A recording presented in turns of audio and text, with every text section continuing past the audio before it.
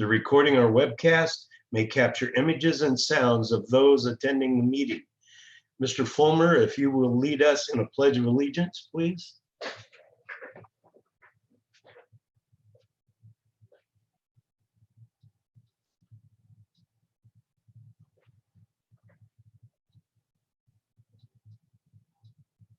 You have no sound.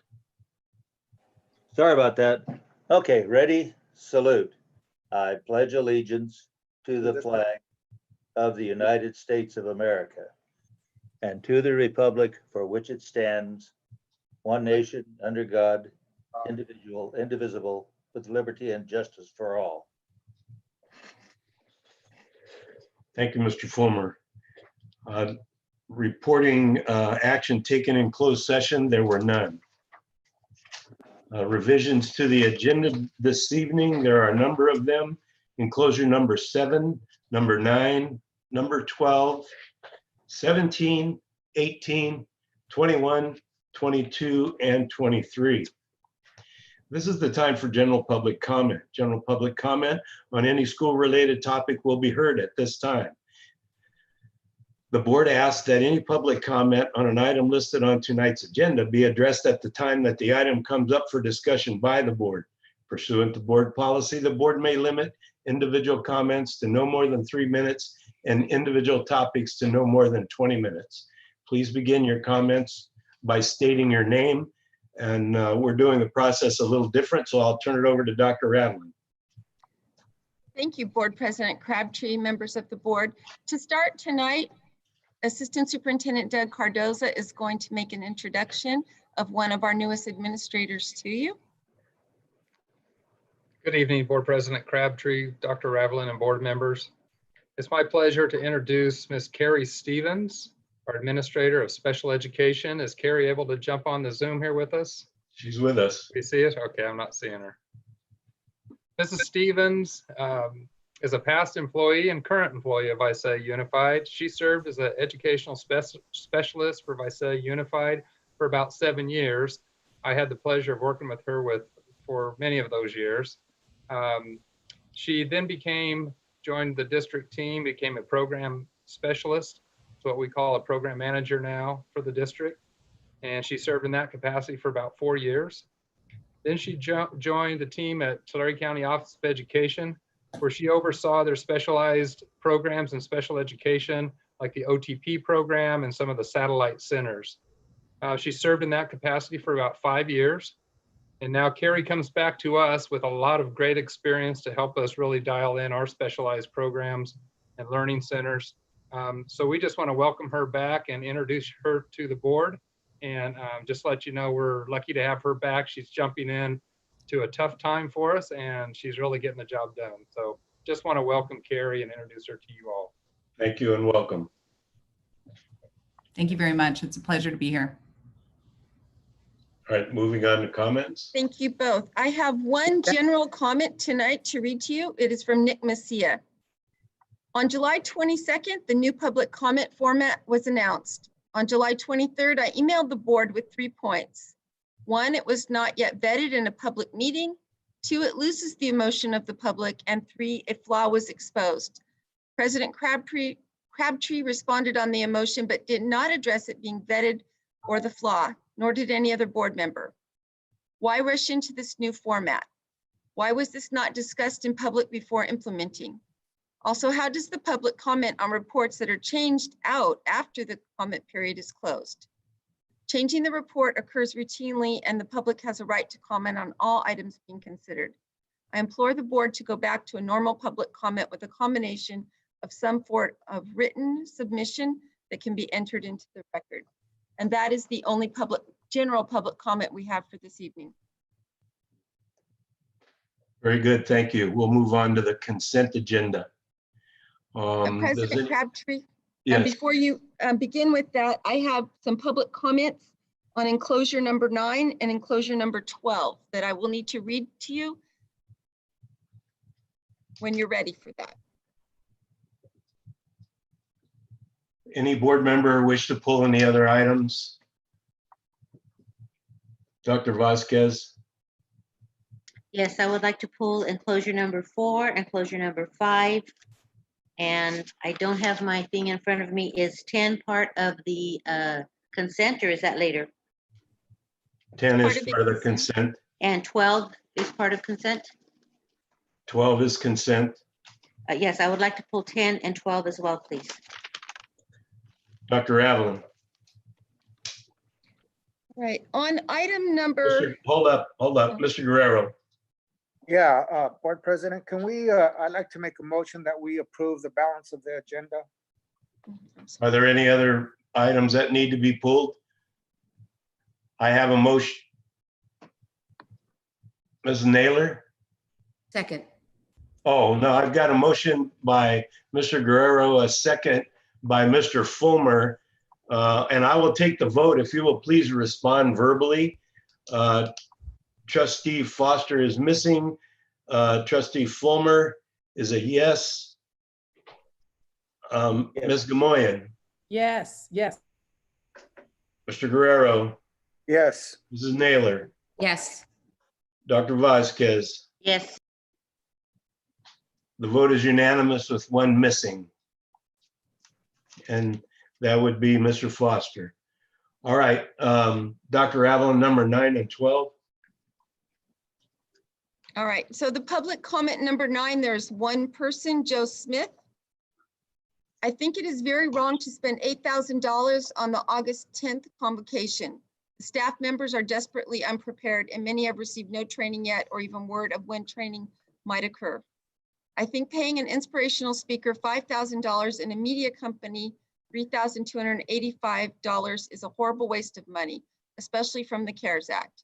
The convocations provide very little value anyways, and many of us would rather spend that time receiving actual training from our own leaders rather than warm fuzzies from some outside person. I suggest canceling if you can. I'd rather pay a cancellation fee than an $8,000 for a waste of time. And that is the only comment on item enclosure number 9. Okay. And number 12.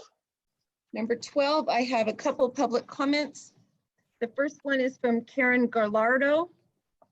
Do not approve this budget renewal. This is another way that youth will be harmed on campus. There is no need for cops on schools, and there is not need to invest over $3 million in this program. If you want to ensure a safe environment for students, cops will not do that. Invest in this money in student-led solutions that are rooted in transformative and restorative practices.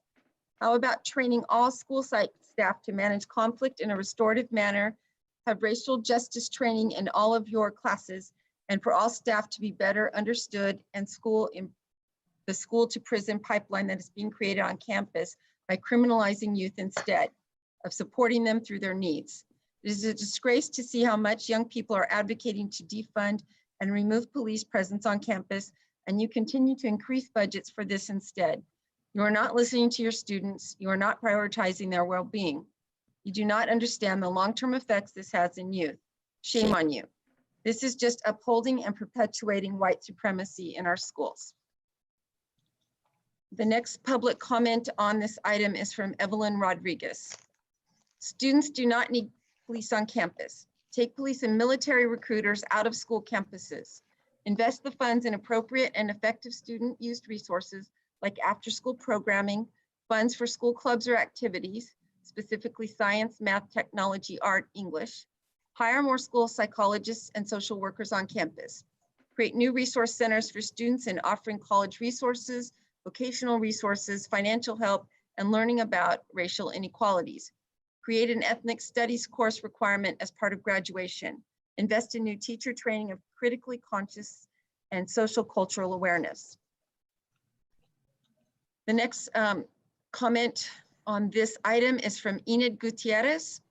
I have lived in Visalia my entire life, and I am a VUSD graduate and even COS. So the Central Valley is my home, and the school district in this area means a lot to me. I believe that cops on campus is not something we should approve in our community. I work at a school. I will be the first one to say that cops do not make our students feel safe. It is not a radical idea to end police contracts on campus. Citizens across the state have done so already. Not only are community members speaking up, but even teacher unions across the state have asked to get police out of our campuses. I think it is more important to hire more counselors and to have well-trained educators who can diffuse conflict and address issues on campuses. We do not need cops for that. It is known that students of color face more detention and suspension rates in our very own district, so much so that the ACLU stepped in with a lawsuit against our very own district. If we know this is true about our campuses, how can we expect that our students of color will not face any harm by having cops on campus? As a concerned community member, I ask that we do not renew our contract with the police. I instead encourage for our district to redirect the funds in hiring more counselors and more behavior training for teachers. I hope the board members remind themselves that there should be no criminalization of students for engaging in student behaviors. Our next comment on this is from Maria Mejia. I, as a parent to 3 VUSD students, do not want any police presence at the school at this district. It has been proven that police do not help and feed into the systemic racism that happens in America. That money should go instead to a therapist and counseling to provide a safe place for children who are in need of it. Police and schools do not help anyway. Thank you. And our final comment on this topic is from Gloria Ariaza. Evening school board members, my name is Gloria Ariaza and I'm a native to the community of Visalia. I know what it is to be a student navigating the schools at Visalia Unified School District. From my own personal experience during high school at Mount Whitney, I not once felt safe by the presence of a police officer on campus. It is foolish to think that a police officer can create a positive environment for our students.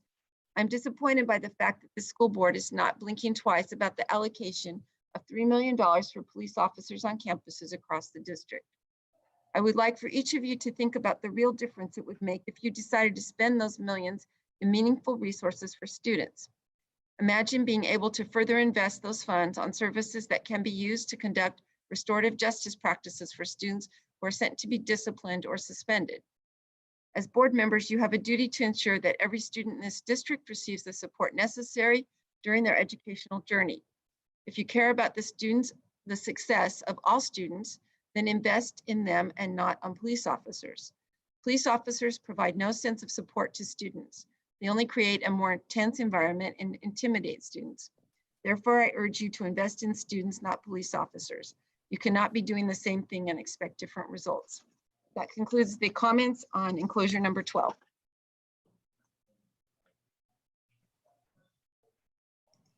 You're on mute, Mr. Crabtree.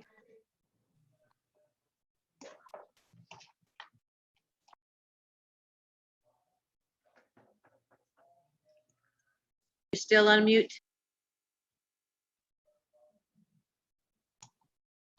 Okay, let's try that again.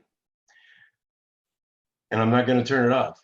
I was suggesting that maybe you should speak to number 12 since you pulled that item and it is the topic of discussion at the moment. Would you like to make your comments on it? I assume you're talking to me? Yes, ma'am. Okay, thank you. Yes, I would. I did have several questions. Is Chief Salazar joining us tonight for this? He's not joining us, but I did speak to him regarding the MOU prior to this evening. Okay, well, we did have some conversation offline about this, but I did have some additional questions. Like, first of all, I'm not sure who wrote this contract, but I was just wondering if somebody could clarify a little bit more. One of the first lines talks about how having police on campus increase grades, increase attendance, and increase behavior. And I can see the behavior, and I'm not real sure about the attendance, but can somebody explain to me the reasoning behind the academic and how a police officer on campus would help our academics?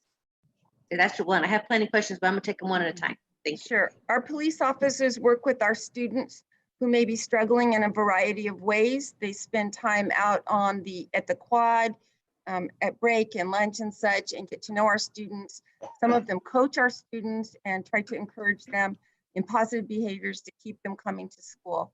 And so they really work hard to develop those relationships with students so that they have a positive impact. Okay, so they are serving as mentors as well while they're on campus, is what it's. They certainly Great, can thank do you. that, yes. And may I just add here, because I do have quite a few questions, that I have peace officers in my family. I want to, again, thank the Visalia PD. I think we have a very good relationship with them, and I think that's very important. The other question is, are they part of the site safety committee? I know that they say that they're not part of the discipline, but I know that they are partners with us. Do they participate on the site committees for their site safety council? You know that. I can't answer that. I'm not sure if somebody else can, but I do know at the district level that BPD does come in and help us with our district safety committee. Okay, because it seems like they would be a key part in that, and I would like to see that in our contract as well. If in fact we do pass a contract, that part of our contract says that they will be part of that committee or at least have input, it would make sense if they're the safety experts. The other thing is, what will be the role of the YSOs while we are on COVID full distance learning? They would be checking in with various students who perhaps are not participating. We haven't fully fleshed that out yet because we're really focusing on getting school started and such. So I think that will probably evolve as time goes on, but they are still assigned to our sites. They're still available at our sites and can help us work with our students. And it would probably vary by site depending on the needs of that particular site. Okay, and just to be clear, they work in tandem then with our idea of truancy and the fact that it's against the law not to come to school, and that's why we have them. Yes, Okay. they're an integral part of that team. And to know that they are part of the school culture and stuff, are they being included in any of the cultural competency and implicit based training that the district is offering and gearing up? At this point, not yet. We haven't been able to provide that to staff due to the COVID-19. We were able to provide the training this summer to all of our principals. And so we'll be developing plans on how we're going to roll that out to the entire site. Like all of our employees will need to go through that training over the next few years, but that type of work is also done with VPD. Okay, so I would really like to strengthen the language and if we need to hold off on this and work with BPD to find out what is appropriate language, that they also be included in our implicit training and our implicit bias training and the cultural competency that we're working so hard toward on our campuses, if they are in fact working with students and mentoring them. My next question is, I was really kind of confused. I really thought that the district had the right or had a stronger version than what I read about being able to remove an officer that is not working out. And we addressed that, and your response was, well, the police department has their own way of doing that, and it's in the language. But I went over the long language with an attorney. I read over the language, and it really doesn't say that. It says that if there's a problem, that they're going to go to our designee. I would really like to see something stronger that says that when we have a problem with one of our employees, you know, we remove them if we think it's necessary while we investigate. I would like at least that much for our police officers. If we have complaints, if we have stuff happening, but I need to see it in writing before I can vote for this to go forward, please. So we're not the direct supervisors of the police, and the police officers have a police officer's Bill of Rights, which includes live barker rights. Megan might have to jump in here with me, that I'm not an attorney, so I might be saying this wrong. So they definitely have a chain of command that we work with that goes all the way from a sergeant that supervises them directly, who we work very closely with on a day-to-day basis. Captain Alvarez, Chief Salazar, we work with all of them. If there's a problem, there is a process, but because they have certain things that they have to do as police officers with internal affairs and their own investigation, we cannot make that call directly. So we contract out with them for services. And Megan, I don't know if you want to speak further on that. Sure, I think you've fairly well covered it. The only other point that I would add is the district does need to be cautious in its contracting, not to step into the shoes of the employer, since they are employees of the police department. And Dr. Aveline kind of touched on that. And I believe, so it was section 3D that is the district's foothold kind of in how the communications happen with the Visalia Police Department and the interactions. And my understanding of kind of the historical relationship between the parties is that this provision has been what has been utilized between the parties to address any sort of concerns that the district might have about individual officers. Yeah, I read through that after that was pointed out to me. And again, the language is not strong enough. And if they are providing a service, a contract service for us, and we still don't have any teeth at all into saying this officer is not working out, we would like you to remove him while you go through all your things that you need to go through. But we do not feel at that time, I think that needs to be part of the contract, because we've had time and time again, apparently officers that are still on that have been apparently whatever system we're using, and what's in that 3 is exactly what you said. It's a mode of communication and it writes out the communication, but you're telling me that we're contracting for the service. And if our service does not include us being able to say, I'm sorry, but this officer is not working out, then this is not a service I'm willing to vote for.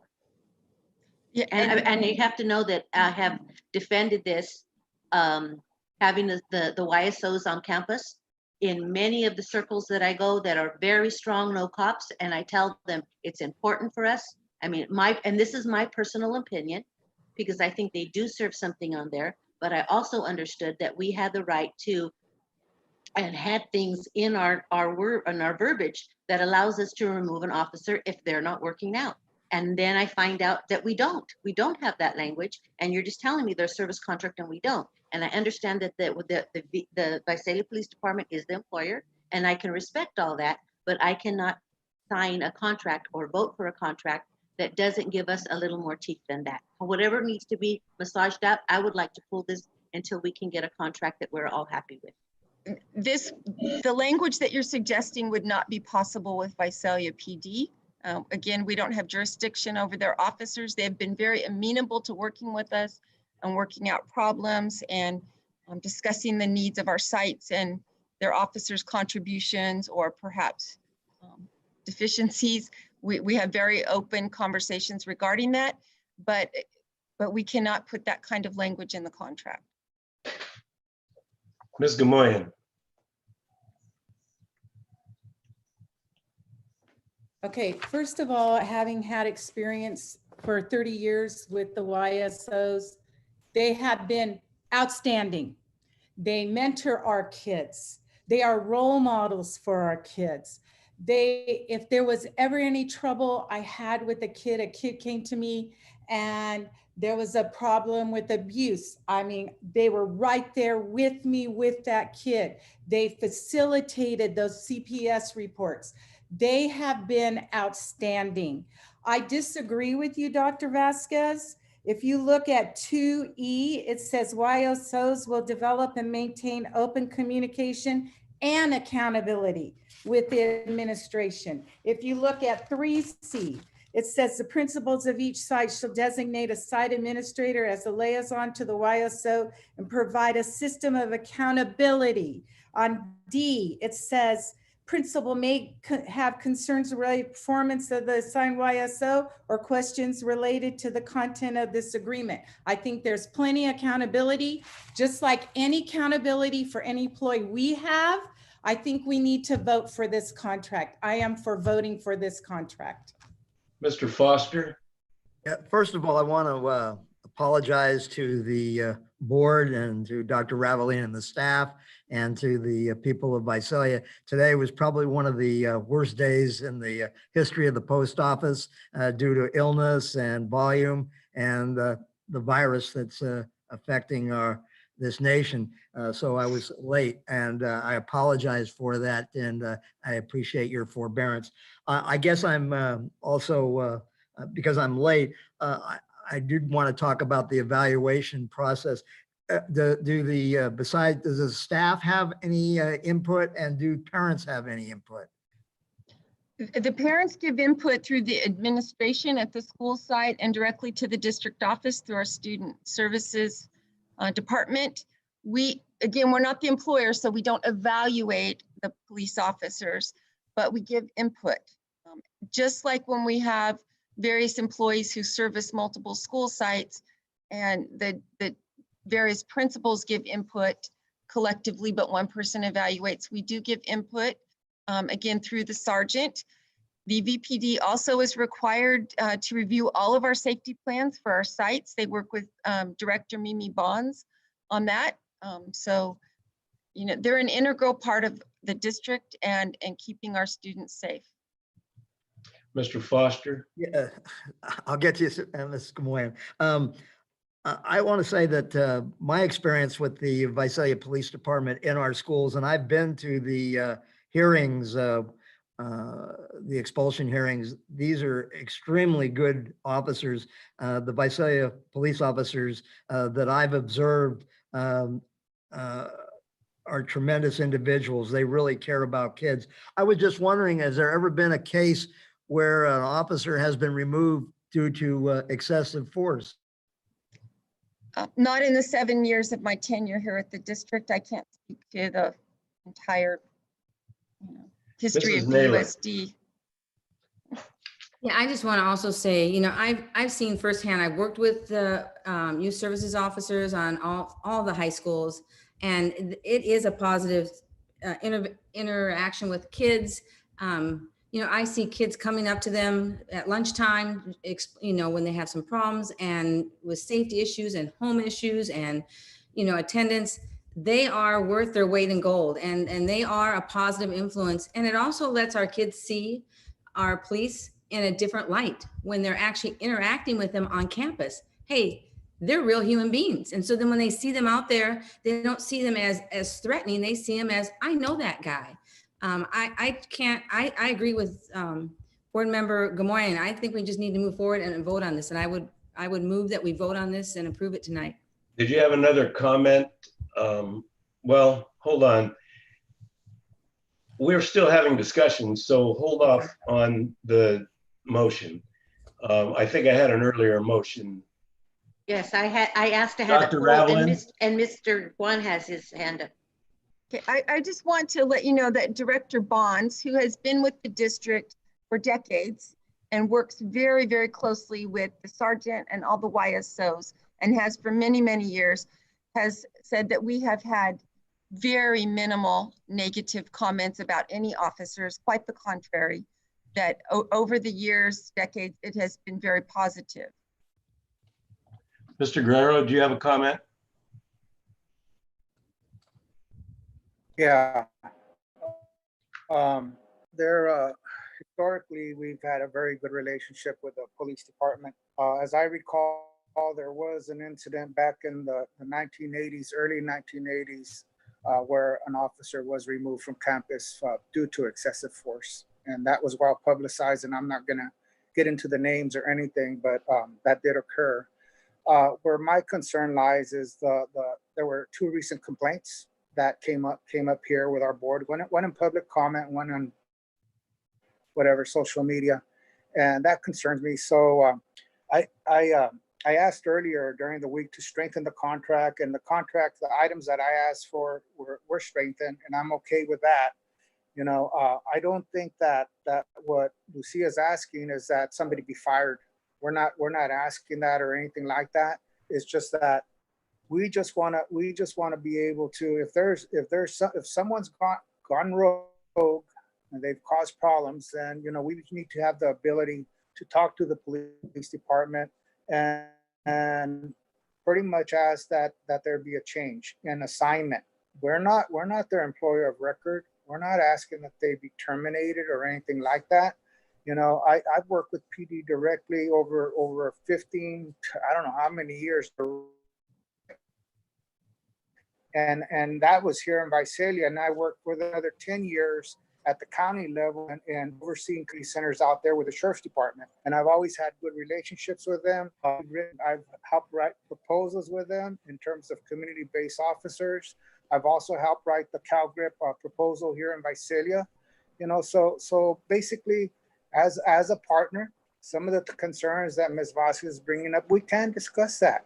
You know, I think the inclusion of police officers in our trainings has historically occurred. It's occurred. You know, back in 2007, what we basically did is Trustee Mike Lane, myself, and Bill, you weren't here at the time, but you know, some of us, we asked that we establish a multi-agency gang task force, and we did that. You know, we worked together, and that gang task force still exists. We worked together collaboratively. Okay, and during that time, when we did that, Bob Carton, Stan Carasosa said that we're going to cross train, and we're going to have training with each other, and we did that. So asking for inclusion for implicit bias training, that's not something that's unreasonable. That's something that should be expected. We've done that. We worked as partners. Okay. If there's a situation where we're requesting, because of public complaints or student complaints, that an officer's performance, well, it might not be, it's not working out. You know, it's not working out. So you know what? Rotate them. I know for a fact, working with PD over many years, that they have a constant rotation between the 4 quadrants. The 4 quadrants here in Visalia, they have different departments, and people are rotated all the time. We're not asking that anybody be terminated. It's not like that. Okay. So, you know, all I'm saying is this: the thing about the including cross training and whatnot, we do that all the time. So there should be no problem having that written in our MOU. I believe we can approve this MOU, and then we can ask for an addendum for, you know, including implicit bias training, or, you know, we can ask for an understanding that, you know, if there's a situation because of a complaint, that's going to be reviewed with our partner. Okay, because that's who we are. We're partnering with Visalia PD, and in some cases with the SO, the Sheriff's Office. Okay, we're not solely the city of Visalia. People forget that we have county schools. We're in Goshen, and we're in Ivanhoe, and you know, we work with the Sheriff's Department also. So we should have the ability where we can communicate if there's a concern. Then, hey, you know what? I'm sure that they would tell us if they've had concerns with our school district staff. So you know what? I would say let's vote and approve this contract, and you know what? And still talk to our partners. And if we can submit an addendum where we basically say, yeah, we're going to be involved in each other's training to the extent possible, especially on implicit bias, then we include that. You know, they are. Megan, did you have a comment? Yeah, I just wanted to. I didn't like to cut off there, man. I'm sorry, I thought you were done. I thought you were done, Mr. Guerrero. I apologize. All right, you know, but Carry anyway, on. that was pretty much wrapped up. All I'm saying is that I will vote for the contract to move it forward. And if we can still continue talking, if we can do an addendum to add the training that we want, fine. And we can continue talking about especially some of these complaints that surface, because we've had 2. And we still need to do that. That's all. That's my comments. Megan? I just wanted to address from a contract perspective, the implicit, Mr. Guerrero's comments about the implicit bias training. And I do think that there's an obligation by the Visalia PD and the YSOs to collaborate with site staff. And I would very much envision collaboration, including trainings that were for, you know, cross purposes. So I think, you know, an addendum approach that you've just described would fit neatly within that contract provision that's already there. Mr. Cardoza, did you have a comment? You know, I just wanted to add to, I've been in the district many years as well. And in my 16 years as a site administrator, I just wanted to make everyone aware, probably 95% of the times that I worked with our YSOs, it was helping with child abuse. And they became very involved with that and protected our kids. So sometimes those things, you don't hear about those things. So those are things that are not spoken about, but they play a huge role in that piece at the elementary level, at all levels, to make sure our kids are safe and they're not, you know, being abused by adults. So I just wanted to throw that out there because that's been a very important role they played in the years that I've worked with them. Dr. Vasquez. Thank you. I would just like to again say that I have nothing against the Visalia Police Department. I have heard wonderful things. We've had some wonderful YSOs. What I'm also hearing though is that we have a lot of people in the community that have concerns, and I want to be able to tell them that we have such a great partnership, that if there is a bad apple, if there is somebody that's not there, that we do have a mechanism. And with all due respect, Megan, that idea of whatever language you used about, there's a good expectation kind of thing is not good enough for our contract. I would like to know, and I'd be, willing to see, I'd like to see an addendum that says that they're going to be part of the district right now, spent a lot of money to do this implicit bias training, to move forward a culture in our campuses, and they are part of our campuses and they are mentoring our students. So I would just like them to be involved in our stuff, because you don't just learn stuff, you build a community there. So I would like to, that addendum, that they also be full participants in the campus and they also be invited to that training as well. And I don't think that's too much to ask. Like Juan says, they've been wonderful and we have wonderful partnerships with them. And you're right, 95% are really doing a wonderful job. I just need to assure the people that called in earlier and others we have heard from that there are mechanisms and that the students can feel safe. And believe me, I sat on the Hispanic police chiefs to the police department for many years. I like that students get an opportunity to see police in a different light. So I just want to be clear about what I'm asking and where I'm coming from. Thank you. Mr. Foster. Yeah, I agree with both my colleagues. The police are great. Some of them are on my mail route. I work with them. I talk to them every day. I must agree with my colleague, Mr. Guerrero and Dr. Vasquez. I would just like to see implicit bias included. I don't think they would hurt. And I would vote for the contract if it has that in there. Ms. Gamoyan. First of all, I think we're assuming that they're not getting any of that training. So we need to check with Chief Salazar because they may be getting some of that training.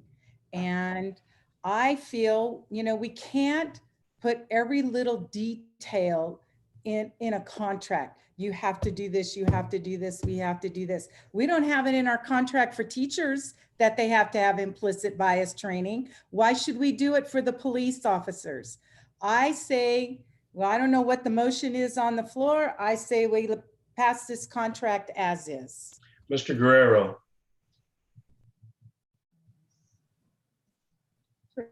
Just a point of information. I've worked with all the police chiefs that since 1999 or so in Visalia, each and every one of them. And, it wasn't called implicit bias trainings, but what we did is we did partnerships to do fotonovelas, which were culturally appropriate in different languages. And they were comic books and whatnot. We're doing it with regards to the gang element that exists in our community. And we worked closely in partnership with Chief Salazar. He was Lieutenant Salazar at that time. We built the gang task force.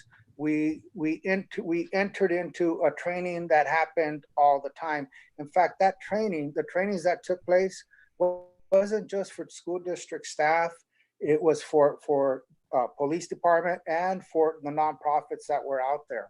And so that does exist. What is different right now is that when you're talking about the thing about implicit bias and you're talking about institutionalization of kids and historical trauma, those different topics were not being discussed at that time, So I think it's real important, especially that we're dealing with Black Lives Matters protests, where we're dealing with other we've talked about ACLU lawsuits and all these other things. There's nothing wrong with being proactive, okay? And as far as what Mrs. Gamonia said, that it's not in the teacher's contract about having implicit bias training, well, maybe we should, okay? Maybe it should be in that contract as well. I have no problem voting my approval of this MOU. I would simply request that we look to develop an addendum to the MOU so we can include those trainings in them. Is that a motion, Mr. Guerrero, to accept the contract? You're still muted.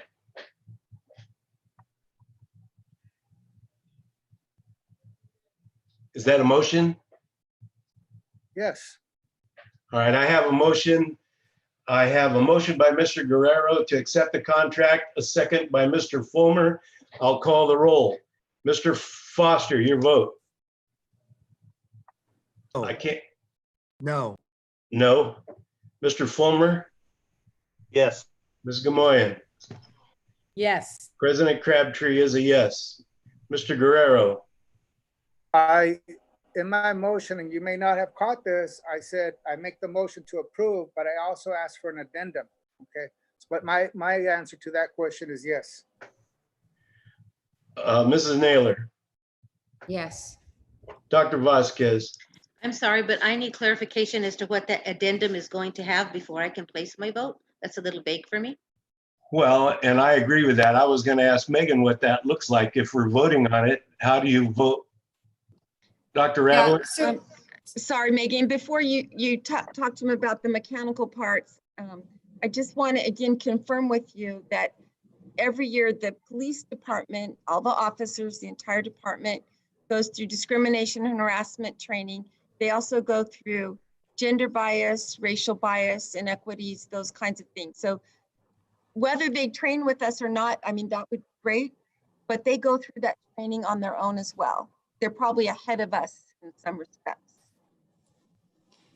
So mechanically, the motion on the floor, as I understood it, was to approve the contract, but request staff to talk with the Visalia PD about an addendum to address implicit bias training that might be offered by the district when it's offered by the district. I want to be clear. That was more than what you said, but I wanted to be clear that that's what your intent was. Yes. Okay, so procedurally, that's the motion. I think we need to take a new roll call vote with that clarity in the motion. I think that's correct. So we're talking about with an addendum, or if this motion does fail with the addendum, we will go back and ask for a first and second again to accept it as it is written now. Point of order. Dr. Vasquez? I just wanted to clarify that what I was asking, and I'm sure that the Visalia Police Department does some kind of cultural competency training. My point is that the district has worked very hard to have a cultural competency training that includes implicit bias. That was just part of it. But the idea of training together, if we are saying that these officers are indeed part of the campus community, that they be included in that training. So I don't know if we need to go back to the police department to see if that's something that can be included. I'm not talking about the training they get. I'm talking about building community by all of us agreeing. And I agree with Mr. Guerrero that teachers should do it too. But I want to make sure that that's what we're talking about in this addendum before I vote, please. Thank you. Mr. Fulmer, do you have a comment? Yes, by my count, we passed this. Let's move on. No, I'm not exactly sure that's happened. Yeah, I think that the original motion on the floor was to approve the contract with an addendum related to an including implicit bias training, a collaborative implicit bias training. So that was the motion on the floor. The vote was on a slightly different motion. So I think we need to go back to the original motion. Okay. So the motion is that we will accept the contract according to Mr. Guerrero, as long as there is an addendum negotiated with the Visalia PD to add implicit bias to the contract. Is that correct? That's correct. Collaborative. Okay, a collaborative addendum. Are you good with that, Mr. Guerrero? So collaborative training. We're partners anyway. Yes. Okay. So I'm just going to repeat it. I'm going to repeat back the motion. The motion Okay. is to approve the contract with an addendum that the parties would agree to a collaborative implicit bias training when that is conducted by the district. Well, what if they're already doing that? As Dr. Ravelin stated. So there's a I motion think on the floor. Is that your Dr. motion? Vasquez is asked jointly. Okay, so I have the motion. Do I have a second on this motion?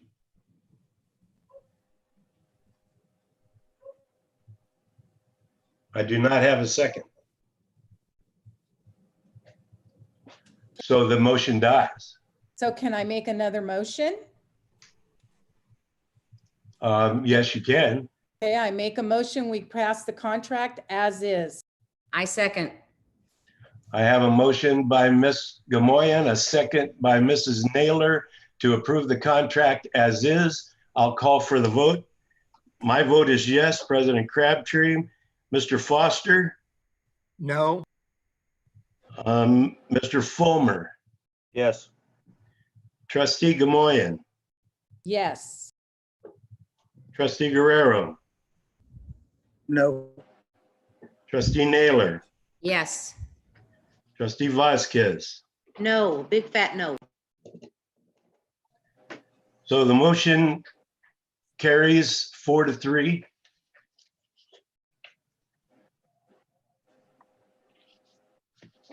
Okay, moving on. Ms. Vasquez, Dr. Vasquez, number 4.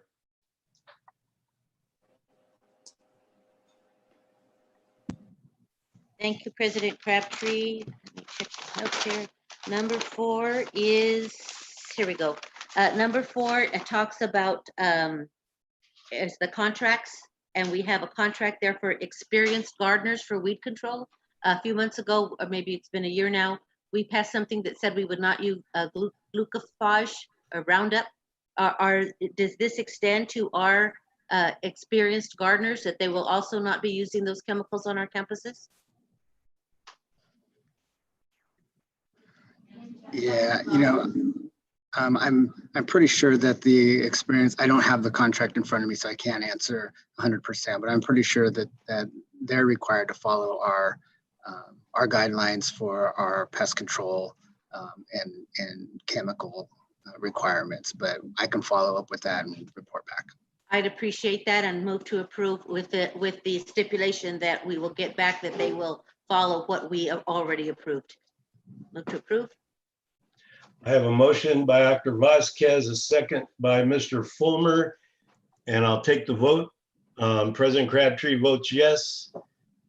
Mr. Foster, Yes. Trustee Fulmer, Yes. Trustee Gamoyen, Yes. Trustee Guerrero, Yes. Trustee Naylor, Yes. Trustee Vasquez. Yes, thank you. Motion carries. Number 5. Number 5 was about the safety company, security company, and we had a very nice chart that showed us that Falcon had the highest number, and we wanted to go with them.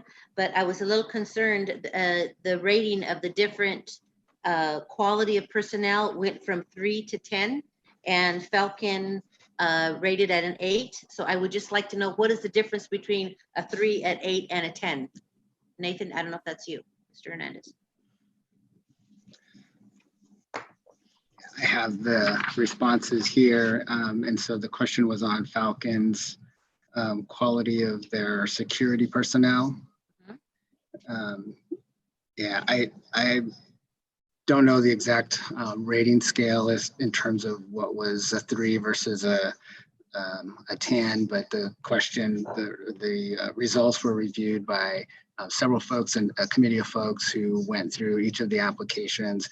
We have experience with several of these contractors, and so they were rated based on our experience with each of these providers. So the criteria was personal experience from the people on the interview panel. I don't know exactly what that criteria stated. I have to go back and look at it. Okay, so, but you're saying that there was a panel that reviewed the contracts to rate what they were. And I imagine this was a very experienced panel of people in the safety world from our campus. Including Yes? our campuses, that's correct. Okay, thank you. Move to approve. So I have a Unless anybody motion has by a Dr. Vasquez, second by Mr. Fulmer. I'll call the vote. Board President Crabtree is a yes. Trustee Foster, Yes. Mr. Fulmer, Yes. Trustee Gamoyen, Yes. Trustee Guerrero, Yes. Trustee Naylor, Yes. Trustee Vasquez. Yes. Motion carries. Number 10. Number 10 is the one on San Joaquin, our contract with them. And again, I realize that we know we're just putting things in place for when we can do things in person again. But on item 7B, it does say something that the school, meaning San Joaquin, is not responsible for any obtaining medical or any medical expense sustained directly or indirectly for any injury that happens while they're there. Is that common? I don't believe I've ever seen that language before, that they have actually no liability or no Comment on that. culpability. Yes, that is common language. So they are the equivalent of a student teacher on our campus. And although we would, if you look on number 6, it does say that we will provide emergency treatment for them, but that the burden of their continuing health care would be on their site. So it would be back on San Joaquin. On their site, them This is- or this is- us? Sorry, I can't hear you.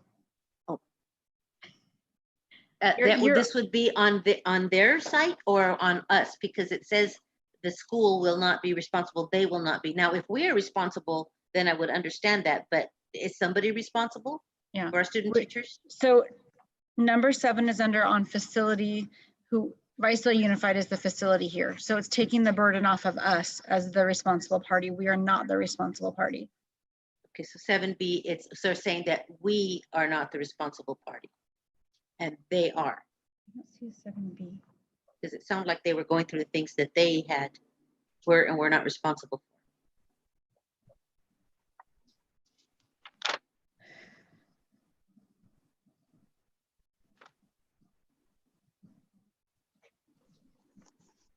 I'm looking at 7B, but I'm not.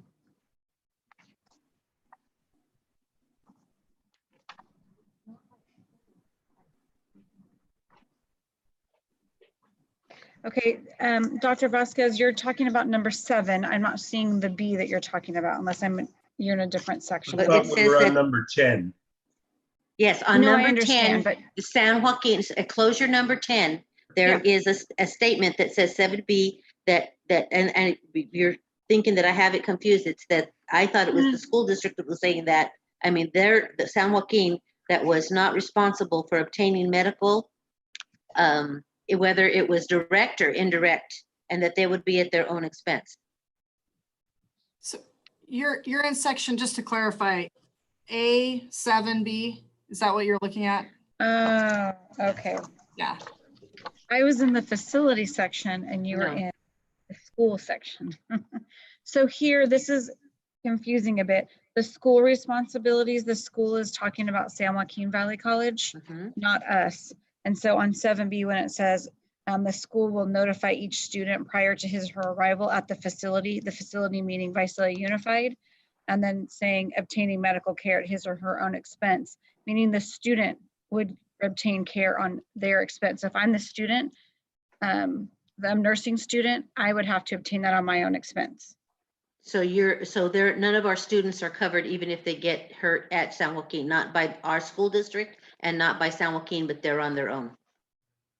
Yes, just like if I was a student at Fresno State or CSU Bakersfield, I would be responsible for myself unless they had insurance as a student through the university. Wow, and that's what we do for all of our students. This is common language for all of our students. So if this they is get the COVID, language if they from get anything, San then Joaquin. It's what they're doing. We're agreeing to our part of it, right? We don't say what their policies are on their side. okay. But if there are students and we're sending them there and they get hurt there, that means we don't cover them easy. I mean, I understand that they're saying they're not responsible, but are we responsible if we're sending our students there? We're not sending students there. They're sending students to us to work with our LVNs and our RNs. This is This is similar to a student teacher. They're sending their students to us. So if they get hurt on us, then the student is responsible, not us, not the school. And this is common language. Okay, thank you for that. Do I have a motion? I have a motion by Mr. Fulmer, Second, second by Mr. Foster.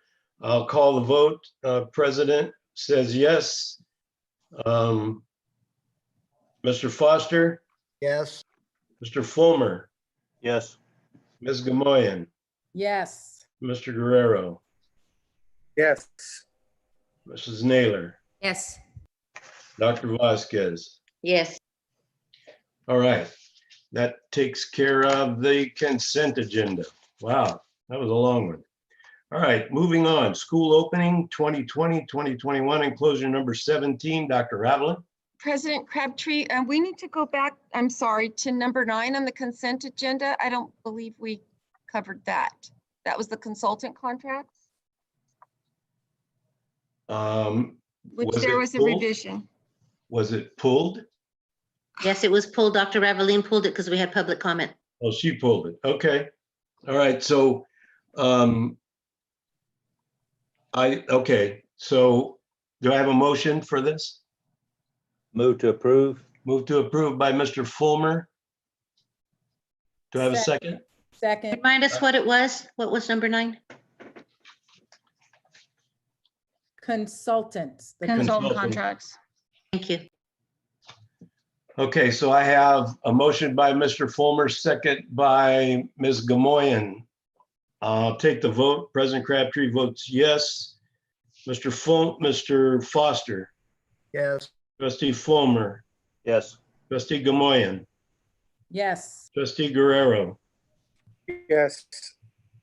Trustee Naylor, Yes. Trustee Vasquez. Yes, Motion carries. All right, now we'll move on to closure number 17, school opening. Dr. Ravelin.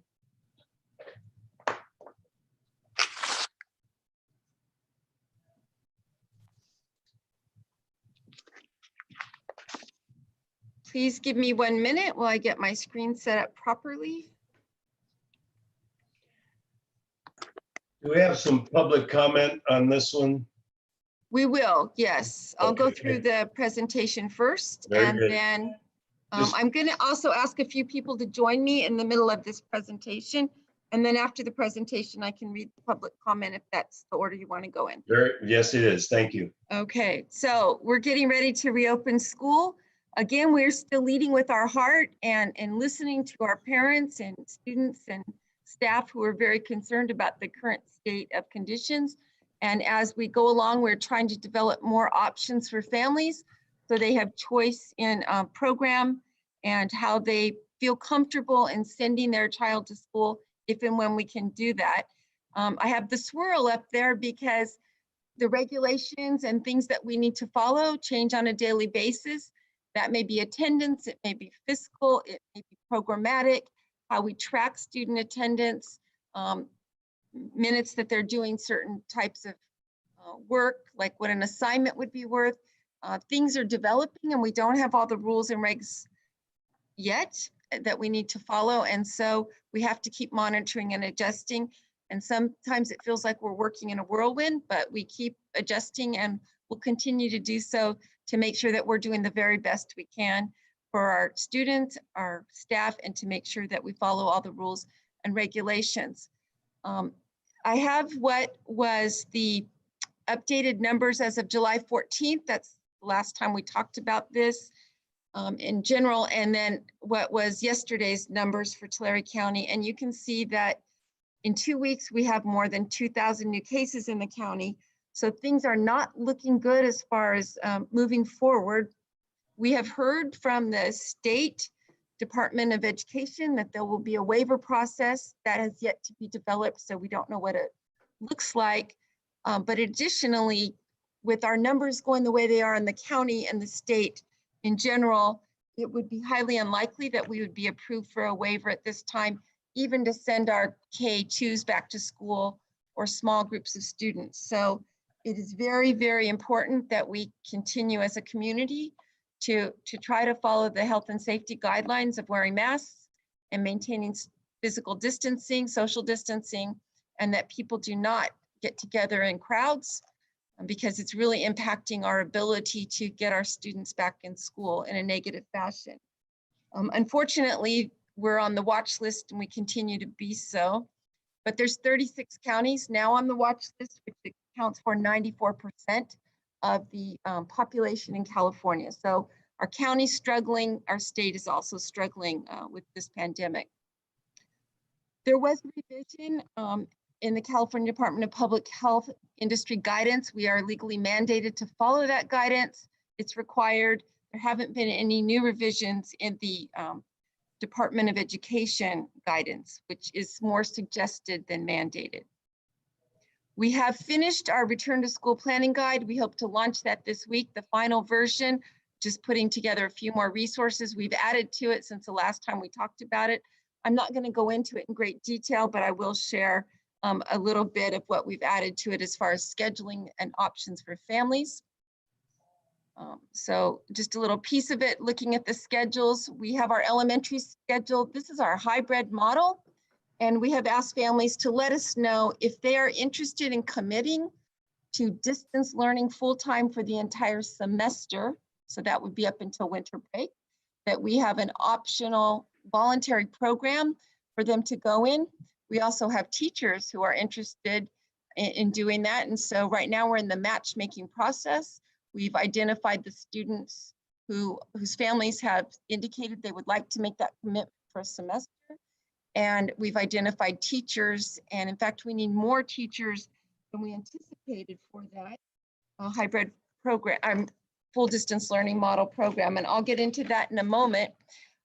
Some people have asked, well, why are you still looking at a hybrid model when, you know, the whole state practically in our county for sure is in distance learning to start the school year. And why don't you just do that for everybody? We have to have a plan in place so that when we are able to return to school, whenever that may be physically, that our families who want that and our teachers who want that have a schedule in place that's an easy transition.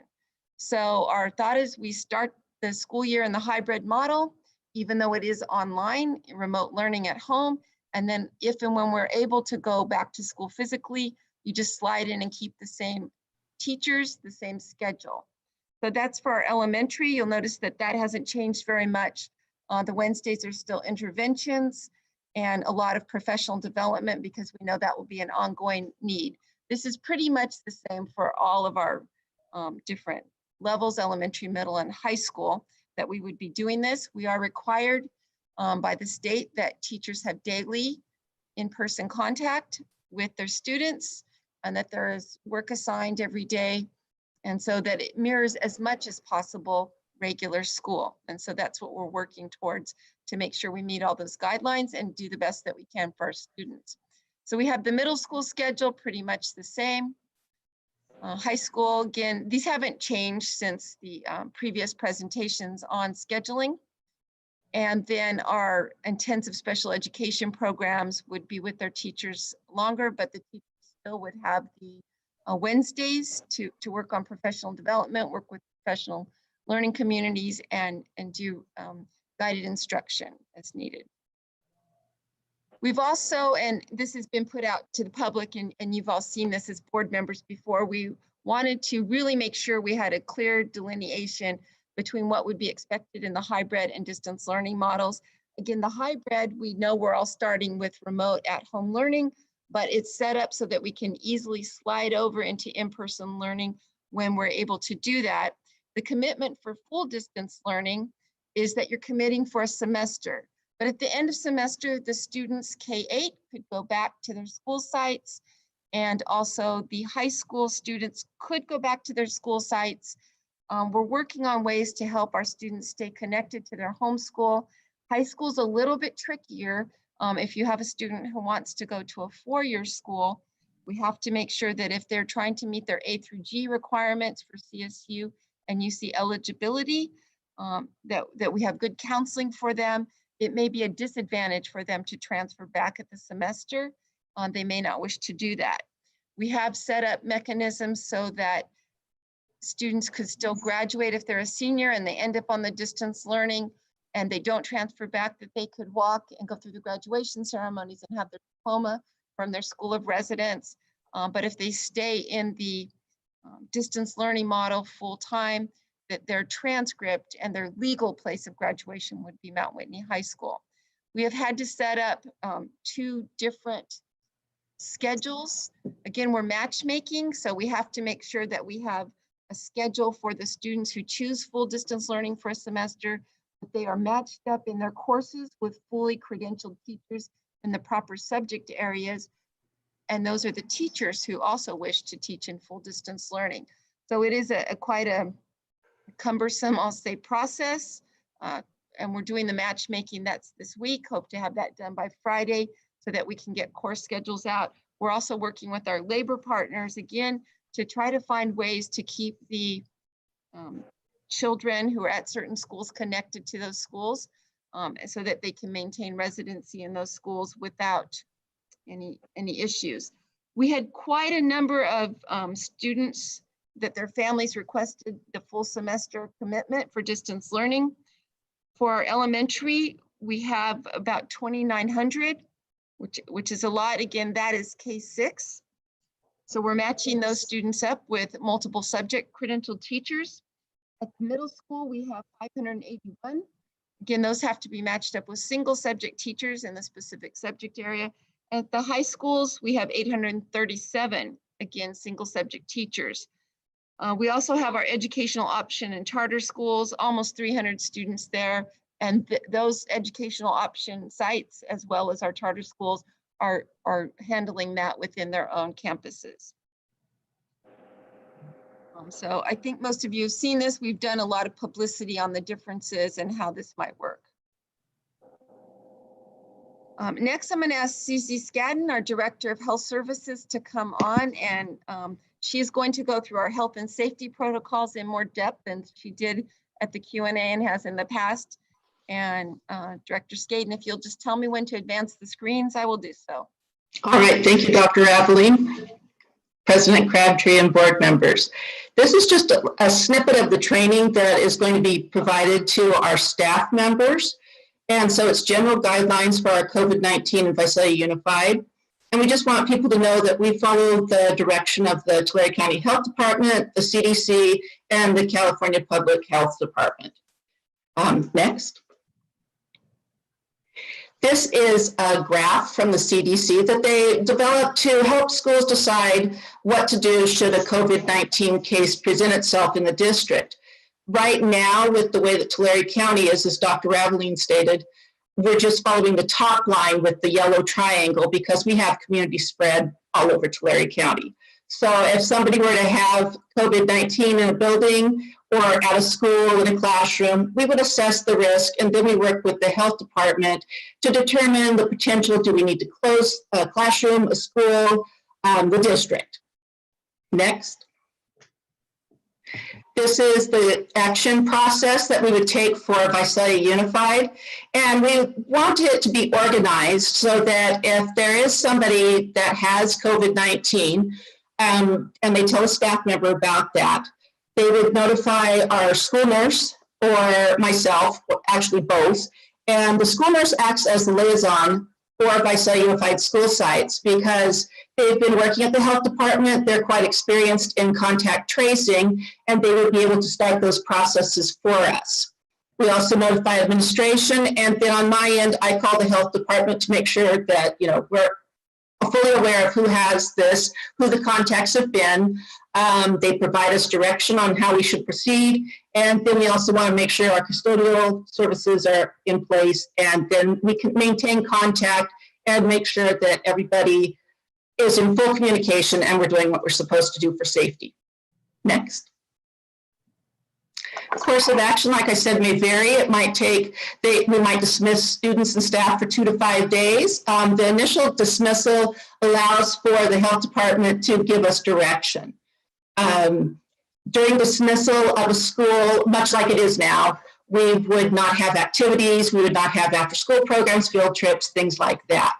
We encourage students not to go play at friends' house, have study groups. And deciding to close the schools would be made with the direction from the health department and following set guidelines and come from the district office out to the district. And again, we want to maintain confidentiality because no one wants their health issues broadcast in and around a school or a place of business. And it's also a law. Next. When we do cleaning and disinfecting, we follow the recommendations to control the spread. As we know that COVID-19 is respiratory droplets, and our custodial staff has been trained on how to clean and disinfect surfaces. If somebody were to be ill, opening the windows, increase ventilation, and then the district has the fogging machines that disinfect quickly. We would clean restrooms and just make sure everything is clean and as possible for all of the students. Next. Our cleaning schedules have been revised for COVID-19. Restrooms are being cleaned every 2 hours when students return, of course. Daily cleaning of high traffic areas, classrooms, health offices, lunchrooms, kitchens. We have hand sanitizer, handheld bottles or pumps that will be utilized in the classroom. Our soap dispensers are filled as needed. And then custodial staff use Ultra Q 128 that they've been using for years, and it's a very good disinfectant for all of our hard surfaces. And then the new fogger ingredient that they're using is BioS. It's a non-toxic approved botanical disinfectant that kills the COVID virus and is safe to be used in the school setting. Next. For classroom and office cleaning, it's very tempting for people to bring their own supplies from home to clean their classrooms, but we need to make sure that we're following guidelines of the EPA and we're using approved types of cleaners. So all staff in Visalia Unified through Human Resources Department are getting the integrated pest management training. And that is just where they learn how to properly use disinfectant wipes and just how to be safe with that in the classroom. Next. Again, the disinfectant wipes, we want to make sure that everybody's using the correct type of cleaner. And so VUSD will provide the cleaners. And in some cases where some products are not available due to COVID, a microfiber towel with applied disinfectant would be an equivalent option that's approved for that as well. And again, that would follow the IPM training. Next. We want to improve our classroom and hygiene office habits. We want to make sure that the pencil boxes, the crayon boxes that are shared in a lot of classrooms, we aren't going to have that. Kids will have their own individual supplies. Drinking fountains, touching the handle, really touching the handle of a drinking fountain can spread a lot of germs. So that will be, the handles will be cleaned regularly, but we want students to bring reusable water bottles if at all possible. Like we said before, bathroom surfaces are cleaned every 2 hours, and we just want to limit sharing whatever it is the children are playing with, touching, any object and that type of thing. Next. Social distancing needs to be in place. Classes that students are in very close contact will need to be modified. We have to have the 6 feet social distancing between students when they're interacting at school. That would include your lunchrooms, classrooms.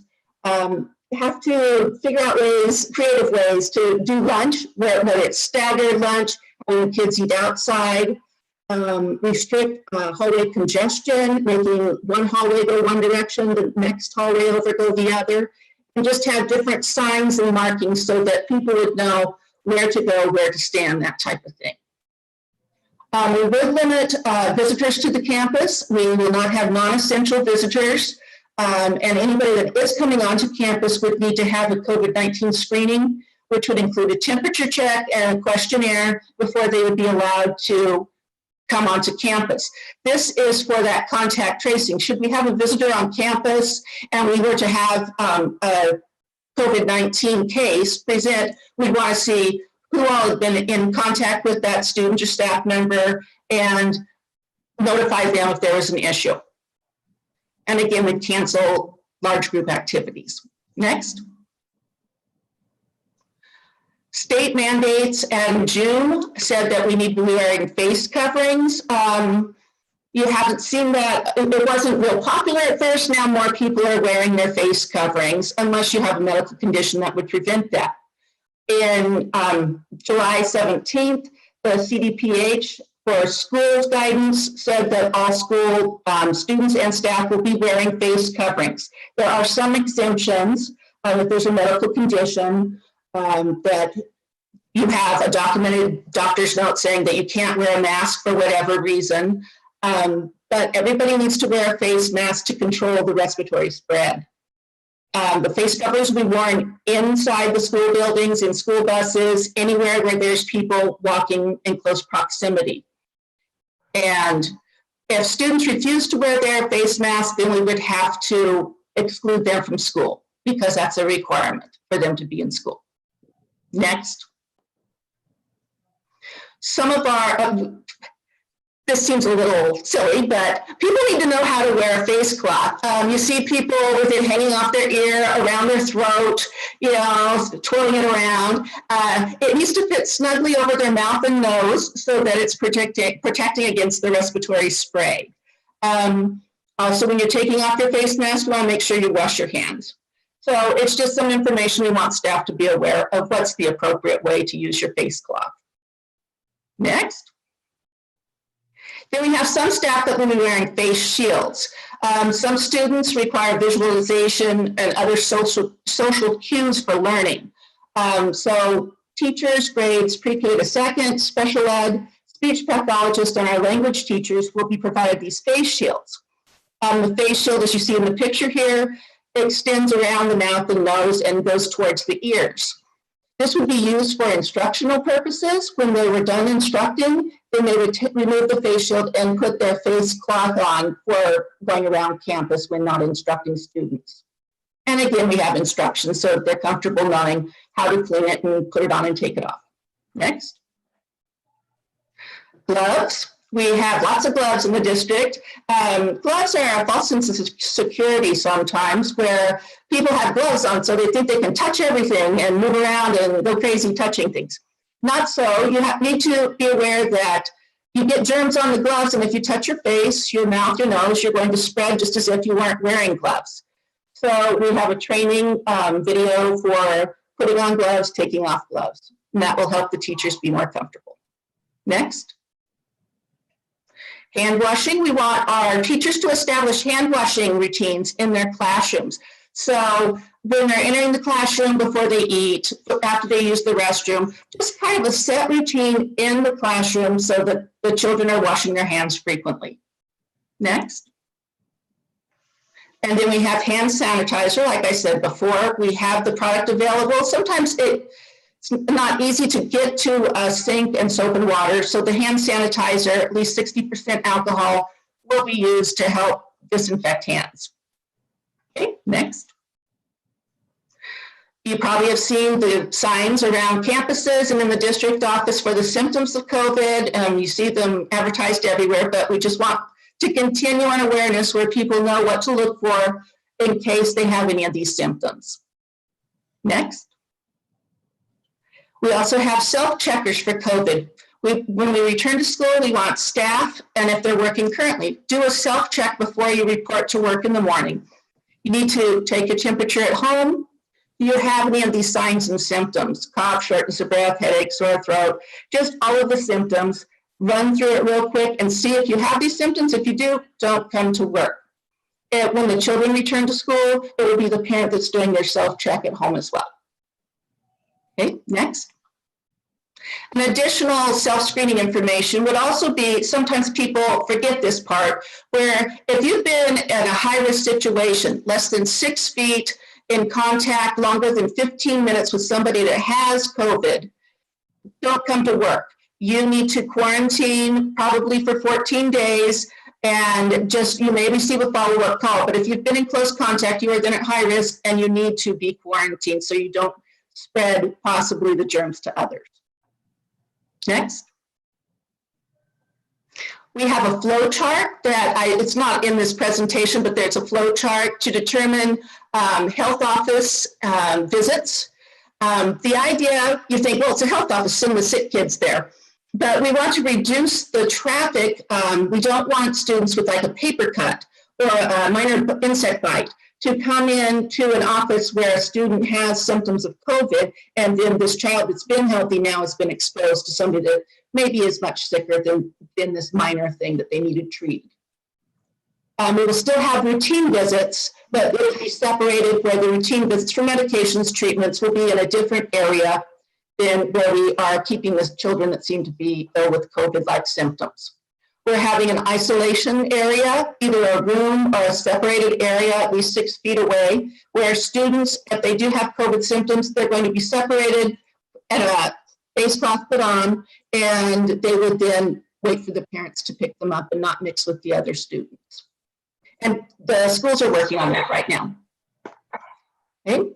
We also have checklists that we kind of a little reminder for certain tasks that you might forget to do. You know, oh wait, that was kind of a risky thing for me to do. Like for clerical front office, just make sure you remember to limit non-essential visitors, do the COVID screening, take their temperature. We have extra masks available if they show up to school without wearing a mask and need to come onto campus. Little things like a clean pen and a used pen container. Somebody's signing something, you take a clean pen, then once you use it, it goes into the used pen, and those would have to be cleaned at the end of the day. And simple things like sharing a phone, somebody borrows your phone, it needs to be wiped down before you then use it yourself. So just little reminders, that's just an example of one of the checklists. Okay, next. And I don't know if it's appropriate for questions right now, but if there's anything real quick, or wait until the end. Dr. Vasquez. Hang on just a second. Is this the end of the presentation, Dr. Avalon? No, Okay. it's not. This is just Director Skaden's section. Okay. While I have a minute, I failed to mention in revisions to the agenda that number 19 in that long list was also a revision. So go ahead, Dr. Avalon. So I think right now, because a large part of this presentation is on the information that Director Skaden just shared. If you have questions regarding the health and safety protocols, it might be good to ask those now before we move on to the next section. Okay, Dr. Vasquez. Yes, thank you. And yes, mine are the safety protocols. Thank you, Nurse Skaden, that was informative. Can you tell me the shields? I noticed that they don't look like you can wear glasses underneath them. Well, is there going to be a problem with teachers that need to wear glasses and wear the shields? And go ahead. The shield fits around your forehead and it does extend out somewhat. So glasses should be able to be worn underneath the shield. Do we know the safety of the shields compared to masks? Is it comparable? The face cloth, the face mask that's actually covering the mouth and nose provides better protection against the respiratory spray, but the face shield will catch any droplets from the face and nose, but you might have some droplets drop below. That's why they're only used for instruction. And then when they're done instructing, they would put on a face cloth. But they seem to be pretty safe. Good, thank you. How many classrooms in the district, what % of classrooms have no sinks and will not be using soap and water? Do you have an idea? I don't know that one. We have hand sanitizer in all the classrooms in common areas, but I would have to check on the sink availability. Because isn't soap and water, I mean, if you have, even though we're having less kids, that soap and water is still an option for some of them. Both the sanitizer and the soap and water can be used. Is that what I heard? Absolutely. Great, thank you. And then I don't know if this is a your question or not, but I think it goes to the safety training. We have a large pool of guest teachers, and especially that we know everybody's at risk. Do we have them on call? Are we having them tested before they come on? Is there a training for them specifically for the online software and the safety issues? Dr. Raveline, that might be a you question. I think Assistant Superintendent Somavia is going to speak to that as it's in her department. That's okay. It's just part safety. Thank you very much. Thank you. Mr. Guerrero. Dr. Vasquez, I'll go ahead and answer your question to that. We are training our teachers first, of course. We will then train before school starts all of our long-term substitutes. We will have teachers out maternity leave and such at the beginning of the year. So they will be trained on not only our technology, but also on safety protocols. And then we are putting together a large pool of our subs that most often sub for us and are requested by many of our teachers, and we'll train them to be on call. Excellent, thank you. You're welcome. Mr. Guerrero. Yeah, I only have one health question. That is our staff going to be doing any of the COVID-19 training? I mean, not training, testing. And the reason I'm asking is because out here in the public, some folks seem to believe that our staff will be testing our students for COVID-19. We are not doing any COVID-19 actual testing. A recommendation came out from CDPH that down the road would like surveillance testing of staff, but that is down the road and has not been no direction on that yet. But we do not do any testing at this time. Thank you. I just wanted to make sure the public knows that. Thank you. Dr. Vasquez. Thank you. I'm sorry. What is surveillance testing? What does that mean? Is that like a random thing? It's like they test a certain, like 25% of the population gets tested, whether or not they have symptoms, just everybody gets tested. Then a few weeks later, they test the next 25%. And the next, they're just looking for random positives out there, but that is just down the road. The state is talking about doing that. It's not a requirement at this time. Great. Thank you for explaining that. Mr. Foster. Yes, this is a question for Mrs. Samavia. In terms of the sick leave, I know at the post office, well, we have sick leave, but then we have a different type of sick leave just for this virus. Is there any difference in sick leave in this case? Yes, to answer your question, our staff is allowed up to 80 hours. And so 10 days of sick leave that doesn't come off their sick leave bank. So we would use that if it's a COVID related absence before we would go into their sick leave.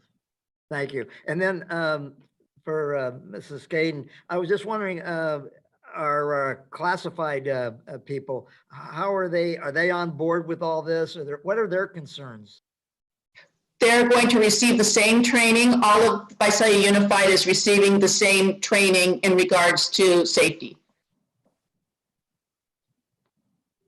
Thank you. Other comments? All right, moving on. Dr. Rabbit. For professional development, I'm going to go over that in a minute. I'm going to ask Dr. Black and Mr. Billingsley to join me.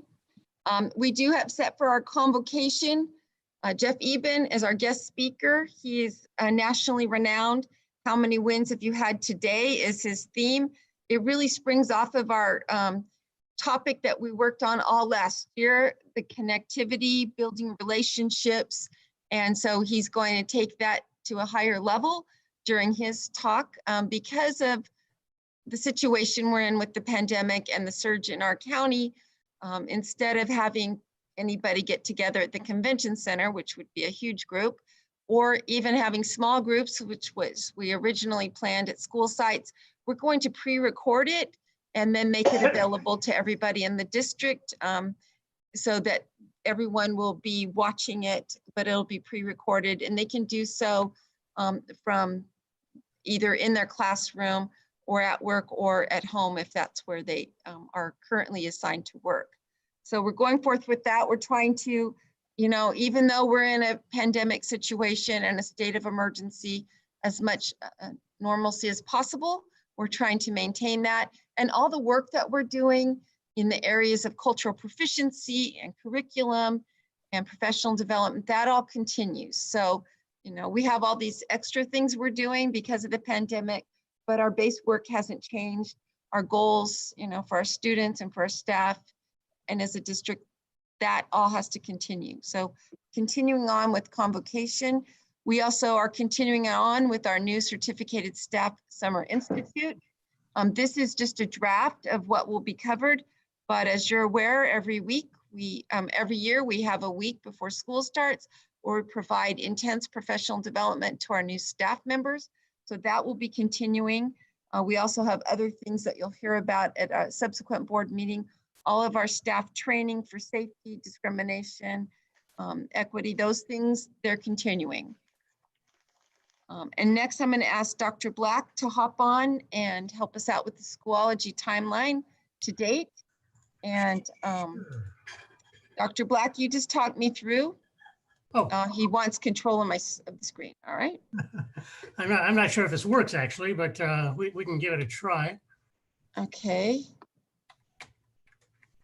You can try. Do you? Yes, Wow. got it. That's pretty cool. Okay, sorry about that. I got a little distracted. Technology these days. Good evening, President Crabtree, Board, Dr. Ravelin. Yeah, we actually started this Schoology, searching the LMS that we're going to decide on actually in May.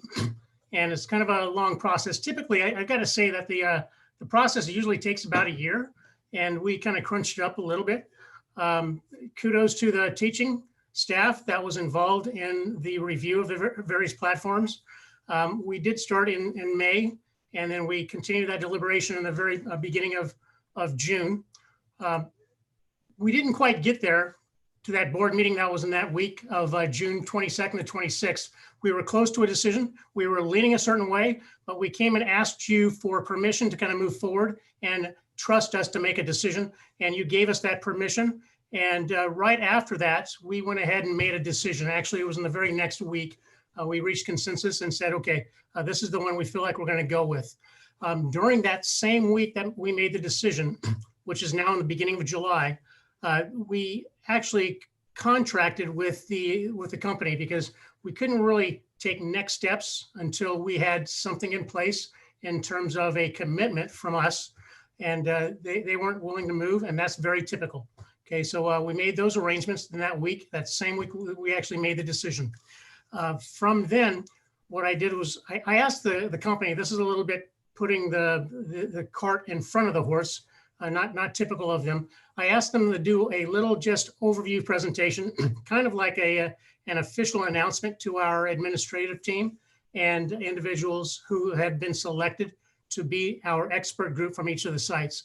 So the company actually was willing to do that, and they did that, did an overview presentation, and that was kind of like our official, I don't know, orientation, if you will. During that time, we went ahead and had a kickoff meeting with the company, Schoology, and we also started communicating with them on the technology side. Mr. Boone and his team sat in on several sessions where we tried to start working on the integration so that we could set up accounts for teachers. So just in the second week of July, we were able to set up accounts before we could actually do anything at all. So that was the second week of July. In the third week of July, went ahead and worked with the expert groups that during the second week of July, the sites were saying, okay, these are our individuals, and we will like these individuals to kind of help lead our site to be able to train our site and et cetera. So we went ahead and had those individuals actually participate in some training that Schoology led. Now, these were 3-hour sessions. And then we had our official kickoff and further integration, trying to figure out how their system actually works with our system. This last week, we obtained a self-paced course. This is their primary training package, and that was launched for all teachers. An access code, how to get to that self-paced training, was given to every site, site administration and expert team, so they could distribute to their teachers. And we have had quite a few teachers that have been engaged with the system. And even last night, up until about 11:15, I think was my last email that I got. I've got to tell you, because of the notifications I get and the times of these notifications, your teachers, our teachers, the teachers of this district are very passionate, I guess. Maybe it's stressed, but they are very putting in a lot of time trying to learn this system. And they've done this just in the last 2 weeks when we actually had things up and running with the company. So at that point, during the self-paced training opportunities where teachers can log in and go through modules on their own at their leisure when they have time. During the same time, the company allowed us to set up some sessions to where teachers could actually sign up and do like a Q&A session. So they go through the idea is that they go through the self-paced training, and then what they do is they sign up for a short 1 hour Q&A session.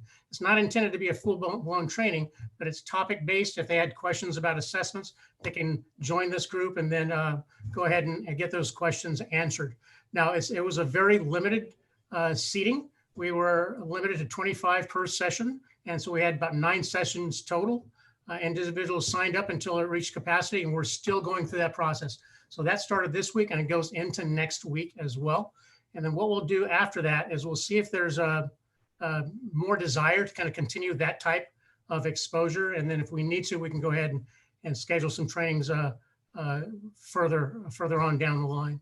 We still have our expert group that has another session that we still have to schedule as well. But we want to try to get teachers going with the system right now. And then what we'll do is we turn into August.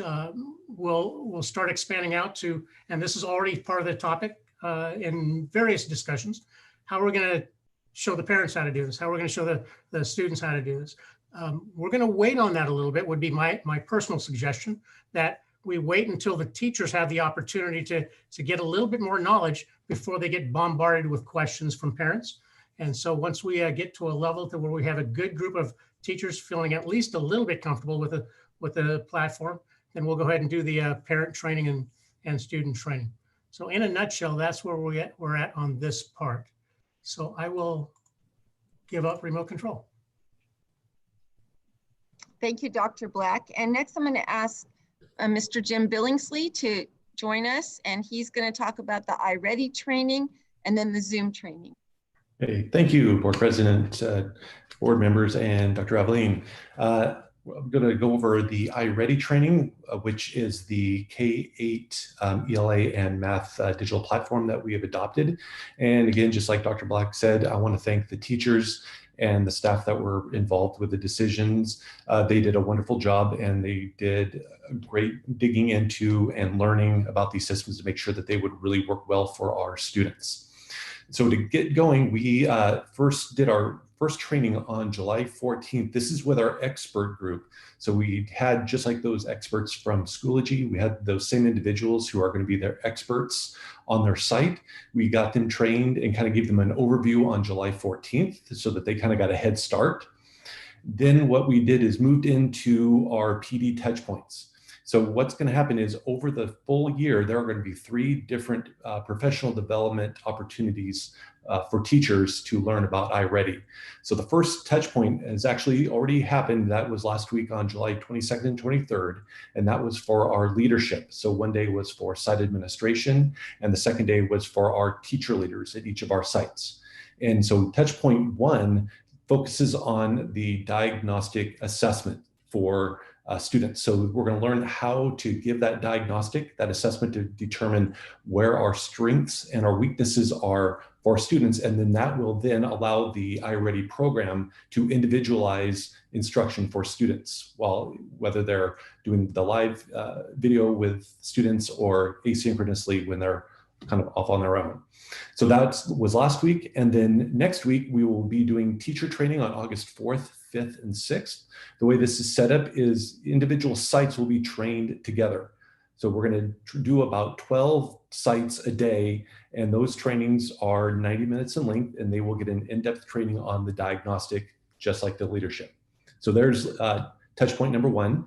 Touch point number 2 will occur the week of September 8th. The reason why this is occurring is because at this point, that first diagnostic, that test has been given to the students. And so the next professional development will be provided to the teachers to help them understand what to do with the data, and then how to instruct the students and use the iReady program and help to build and fill those gaps from when students we were off school sites from March, and then the traditional summer slide. Typically, this will hopefully fill those gaps and get us back up to speed.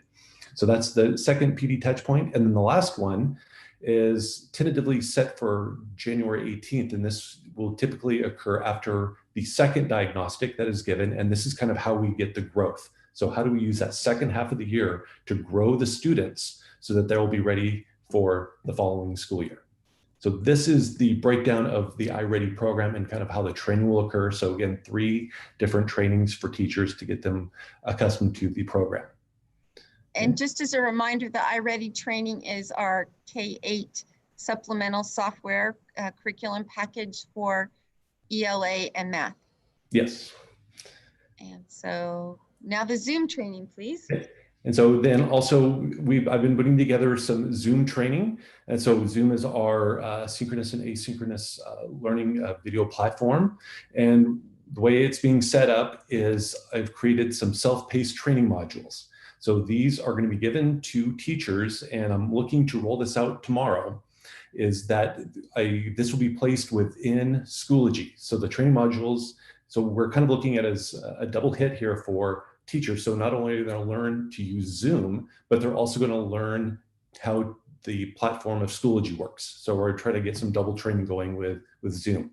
So within that Zoom training, there's different modules. There's 4 total. There's one module that will be looking at the student safety and security. So how do we keep students safe online and with video conferencing?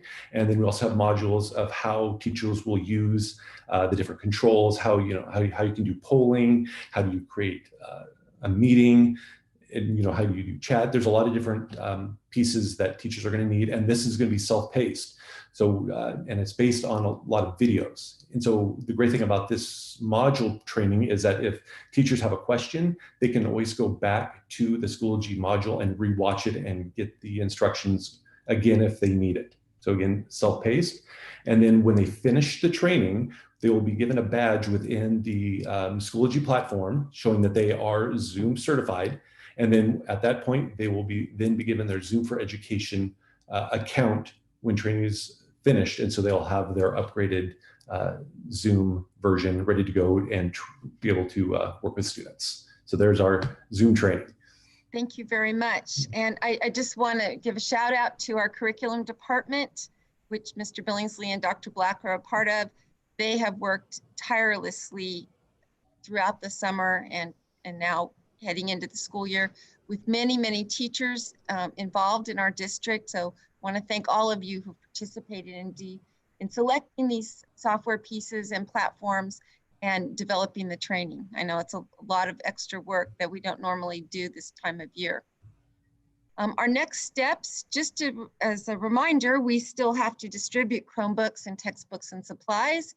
So school sites are developing, along with their area administrators and principals, drive-through events. Of course, those will have safety precautions with them, masks and gloves and social distancing. There will be permission and information forms. Many of those will be mailed out, especially for the secondary, as they typically are at the end of this week, early next week, to our families so that they can turn those in when they pick up their Chromebooks and textbooks and such. Site distribution for Chromebooks with our teams who now they've all been cataloged, so they're scanned to be checked out like a book. And our administrators will happen the week of August 10th. Every school will be sending out schedules to their families. At that time, directions will be supplied with how to log into your Chromebook and then to access any of the programs depending on that student's needs and grade level. And textbook distribution will be the week of August 17th. Our continued collaboration is going to continue. For example, as a district, we have the hybrid model. We also have, like many districts, the option for students to enroll in independent study. But as a district, we wanted to develop a third option because we knew that for some of our families, they wouldn't choose independent study unless they were forced to, but they would still want face-to-face teaching, but would really prefer distance learning for a whole semester so that they would know that their students would not, under any conditions, have to go back to the school site. And that could be because the student has a medical issue or somebody in the family does. And we also have staff in that same condition where maybe they have a medical issue or someone in their family does, and they really are not comfortable risking exposure. So again, as I talked about earlier, we're doing the matchmaking process right now. That required us to develop really 2 sites within our sites. So we are working with our labor partners to try to develop ways that we could have our children maintain affiliation with their home school. And that's going to take some work with our Teachers Association, but we're hopeful that that will occur soon. And then we can get the schedules out to families. There's going to be ongoing professional development throughout the year. Again, the early release Wednesdays that we'll have throughout the district, whether we're in the full distance learning or remote hybrid model. We need to continue that training for our teachers and have support mechanisms for them so that they can be their very best for their students. Our families have indicated through surveys that they want training as well. So we'll be working with our partners to provide that. And again, we continue our pro-youth partnership for day camps so that our families who are in need of childcare during the day have a place to take their children, especially if they're essential workers. So that's where we're going with that. Again, we have to plan for all directions. We don't really know what the future will bring. And if there's any other questions, be glad to entertain those now. I'd like to ask for public comment first. Okay. Dr. Ravelin. Can do that. There's quite a few. So I'm going to stop sharing my screen. Otherwise, I can't see the timer.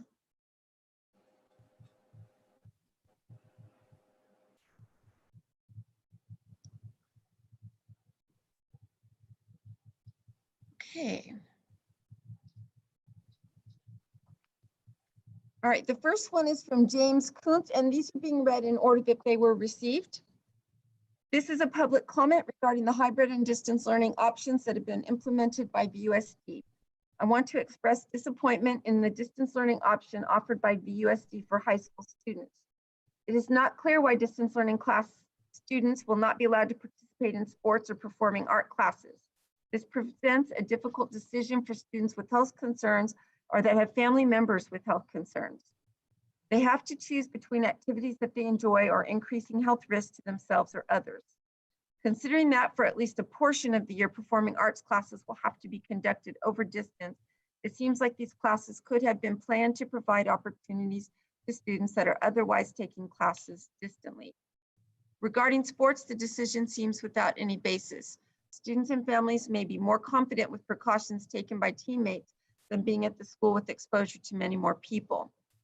Forcing transfers on high school students that choose distance learning seems unnecessary and punitive. Under the current rules, they might lose 2 years of sports eligibility. It also seems unnecessary to force seniors to transfer schools and lose any chance of graduating with their classmates. The rollout of these options was awful. The initial descriptions did not state that distance learning meant no chance to play sports and no opportunity to participate in performing arts. These reasons that are discouraged the distance learning option and were not stated until after registration had begun. It is also strange that clubs will not be offered this year. There seems to be opportunities for video meetings.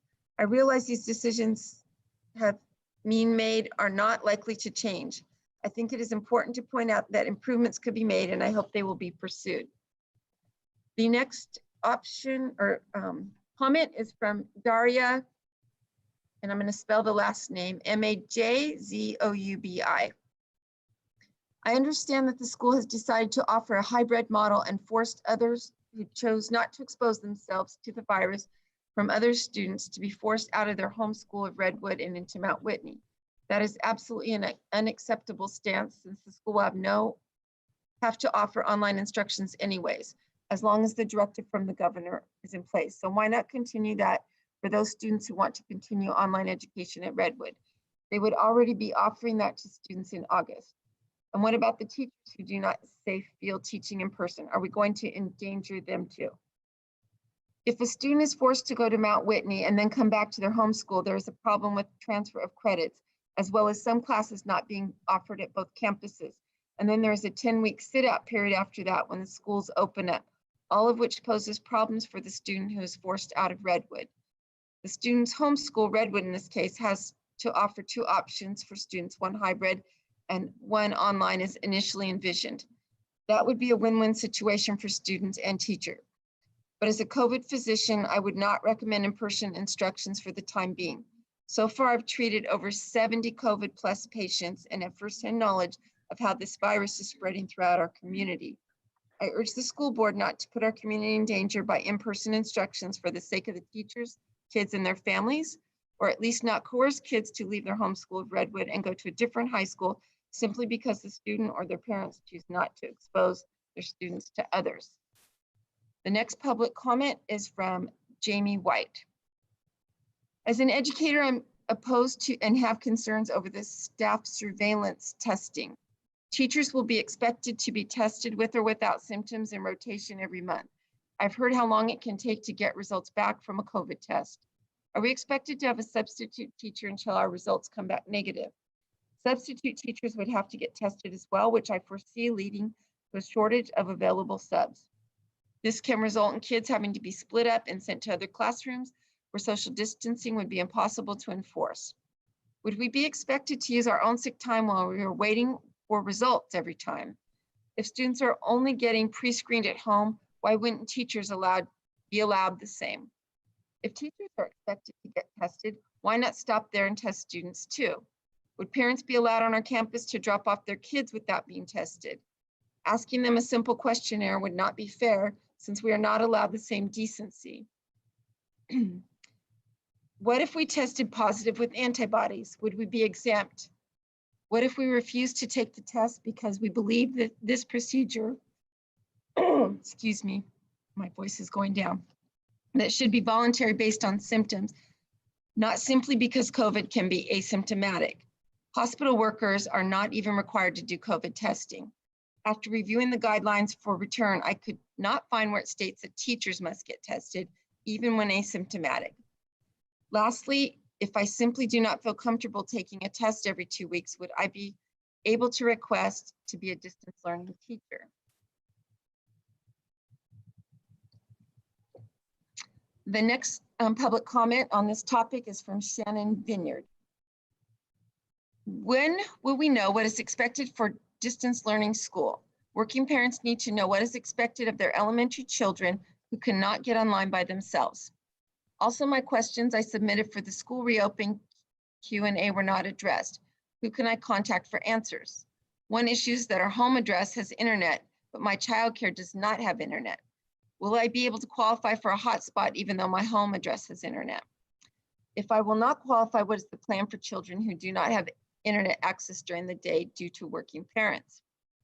How will we find out about childcare that will be provided as mentioned in the Q&A?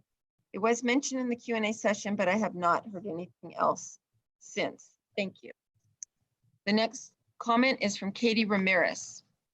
Good evening, Dr. Raveline, President Crabtree, and VUSD board members. I was just curious what the schedule was going to look like for high school special ed students. Thank you for your time and all you do. The next comment is also by Katie Ramirez. Good evening, Dr. Raveline, President Crabtree, and VUSD board members. I have a son in a general ed classroom who receives special ed services as stated in his IEP at the school's learning center. How will that happen once school starts remotely? Thank you for your time and all that you do. The next public comment is from Sarah Summers. I'm very concerned with recent guidelines rolled out by the school district where I was required to change my children's learning format to hybrid versus full distance learning. I nearly missed the deadline since my survey was done weeks ago. Thanks to a few concerned teachers, I found out through the grapevine of social media. I could not resubmit my survey as it already expired. There were no phones being answered at our school or the district office. I sent out multiple emails in a panic to try to get answers. I finally found a number where I was on hold for nearly an hour to get some answers and figure out this loophole before the deadline, all while trying to work from home. We are on a district transfer and I've been for the last 7 years with 2 alumni and 2 children in Golden West who are very involved in band, sports, and performing arts. My initial survey during this pandemic was full distance learning as our numbers continue to increase in this county at alarming rates. I'm appalled that I'm being forced to choose between my children's potential education and social well-being over the risk of their health, my health, and their 80-year-old high-risk conditions grandparents' health, which we will once again not be able to visit or care for if my kids are forced back in a hybrid situation. We are doomed to repeat history if we have not learned from it and former pandemics. We have tools and technology to keep our kids learning and safe. Thank God the governor has mandated for my kids to be home right now. Unfortunately, now because I was forced to choose between a hybrid style of learning and lose my place at Golden West, I may have to send my children back before I'm ready or before they should be back. God help us all if we must choose between choice of education and the lives of parents and grandparents who enrich our lives, educating us in ways education cannot. God bless all our amazing BUSD teachers and staff during such extraordinary times. The next public comment is from Amber Thomas. When can we enroll into Parent University and does it cost? Is it pre-recorded or Zoom? Any other free resources for parents to guide, teach students? Will the students be sent learning materials for assignments besides the Chromebook? The next public comment is from Mary Gonzalez. Why are our children's spots at their home school being risked for a temporary situation? We were informed because our child would be essentially be dropped from their current site and be placed at Washington Elementary School, that coming back next semester could possibly not happen if we choose full distance learning. Why would temporary situation permanently alter our children's learning circumstances? Could you guarantee our kids would be able to return to their home schools if families choose to do full distance learning due to health concerns? The next public comment is from Teresa Adino. As of July 27th, Kauai Delta Hospital reported a community COVID-19 test positivity rate of 13%. Both our city and county are well above the 8% goal set aside by the state. As a district that employs upwards of 3,100 people, many of whom were not sent home on March 13th, it is likely that BUSD has the unfortunate experience of an employee testing positive for COVID-19. I am interested in learning how this was handled. What protocols were followed to ensure that this case did not lead to the infection of another employee? How will similar situations be handled when school returns to some level of in-person instruction? Our next public comment is from Sarah Summers. I am very concerned with recent guidelines rolled out by the school district where I was required to change my children's learning format to hybrid versus full distance learning. I nearly missed the deadline since my survey was done weeks ago. I'm sorry, this is a repeat, I believe. The next public comment is from Claudia Ortega. I would not want my little sister, who is a sophomore in high school, to go back to school. I'd rather have her do online classes. I'm a graduate student at UCR, and even my university is staying online all year. My father is the only person who provides for my family. What is going to happen to my family and graduate dreams if the only provider in my family does because my sister has to go back to school? And the final public comment is from Beth Contreras. The lack of direction the board faces in reopening is not due to the tentativeness of the COVID-19 situation, but due to the lack of priority care for students, staff, and faculty.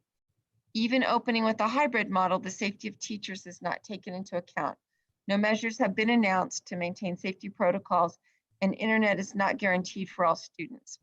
Our positive COVID-19 testing rate in Tulare County is currently double the rate it must be to reopen, and has been on a steady incline for nearly 6 months. So it is not realistic to focus on hybrid learning over distance learning. Something must be established other than attending Mount Whitney. In terms of an angry El Diamante High School alumni with a younger sister going into her senior year, do better VUSD. And that concludes public comment on this topic. Thank you, Dr. Ravelin. Mr. Guerrero, I believe you had a comment. Yes, it's a question.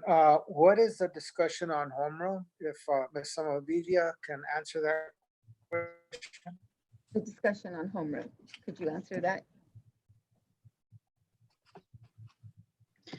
Sorry, Mr. Guerrero, I couldn't hear. We have to turn our volume down so we can hear each other. We met with UTA today for negotiations, and we are discussing implementing a homeroom for all students, elementary, middle school, and high school, which would essentially ground them at their home school. So I'll give an example.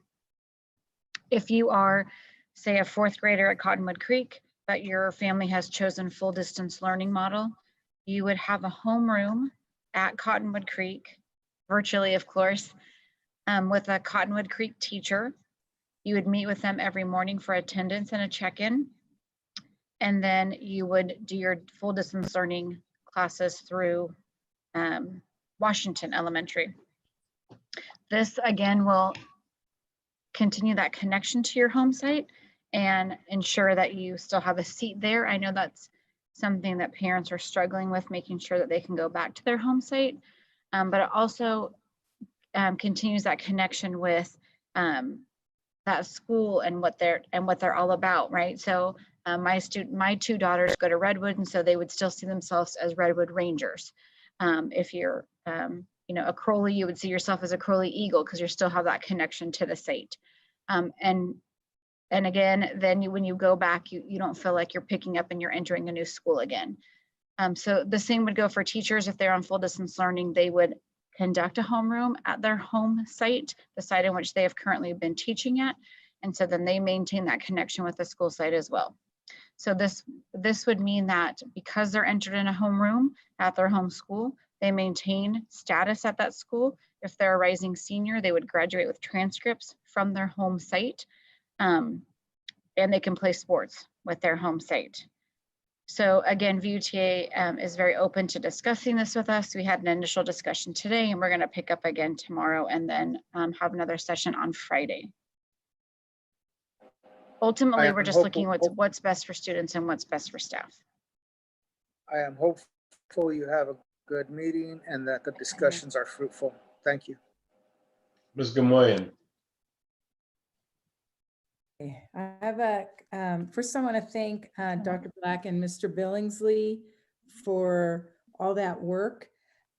When you do the teacher training in the early part of August, is that voluntary or how is that working?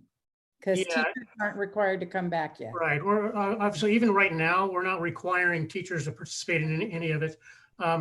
That early August, you're referring to the iReady. That is actually going to be stationed at the school site. So if the teacher happens to not be there, then of course they're not going to be involved in that training. But we'll have opportunities to catch them up in other ways. Okay.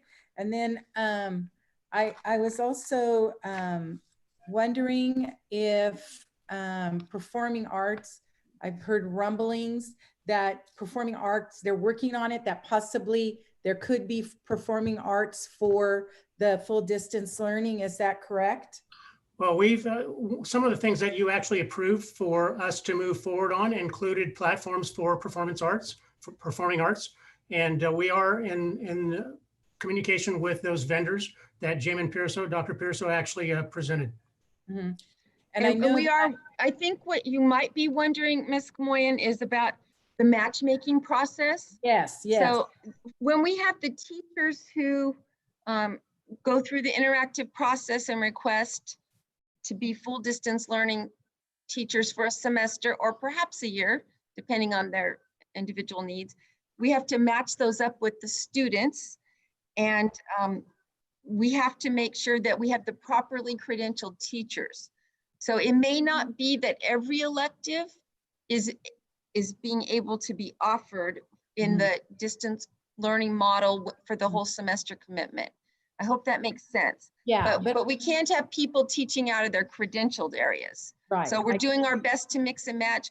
We also have other options for online programs, for prep buyouts of teachers who were at doing the hybrid model. We're looking at everything, but can we say 100% guarantee it's going to work for every course? No, we're going to do our darn best. Yeah, and I think our performing arts teachers are trying to work really hard to be able to implement that for our full distance learning. And that would be a really great idea.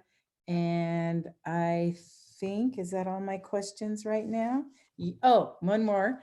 The questions that were all in public comment, I felt like a lot of those have already been answered, but could you possibly get to those people and answer those questions for them? Yes, the nice thing about this method, besides that we can all hear, I hope you could all hear clearly, and that people are not frustrated calling in at the wrong time and such, is that we have their emails now, so we can follow up with them. Yeah. Dr. Vasquez. Yes, many of those questions were answered, but it would be nice to give them an answer. I don't, it would be nice if the whole public, so that the other 20 or 30 people that had the same question would have that. I'd really like to figure out how we can work out this public comment so people are feel that they're not only being heard, but they're being answered. I know we probably can't do that today, but that would be nice.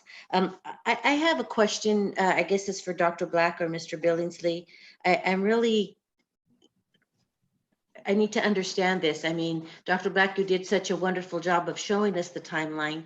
And I know that we approved certain stuff and the committees made that decision. I mean, you know, you put it out there for us. I don't understand with the amount of money that we're spending and the amount of teachers that we have to train, that you said that there were 9 sessions of 25 people each, which means we would have trained 225 teachers when we have over 1,400 teachers.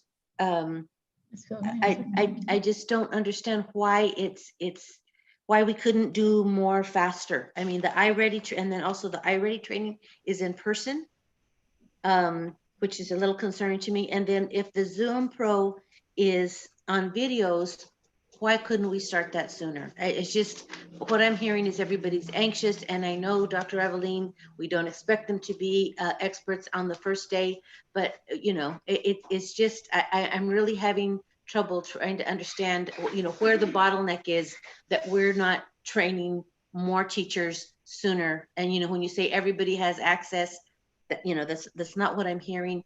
Do teachers really have access to start a training? And is it really their choice because they're not in? And my understanding, this is part of professional development, they're getting paid for their day when they do the training. Is that correct?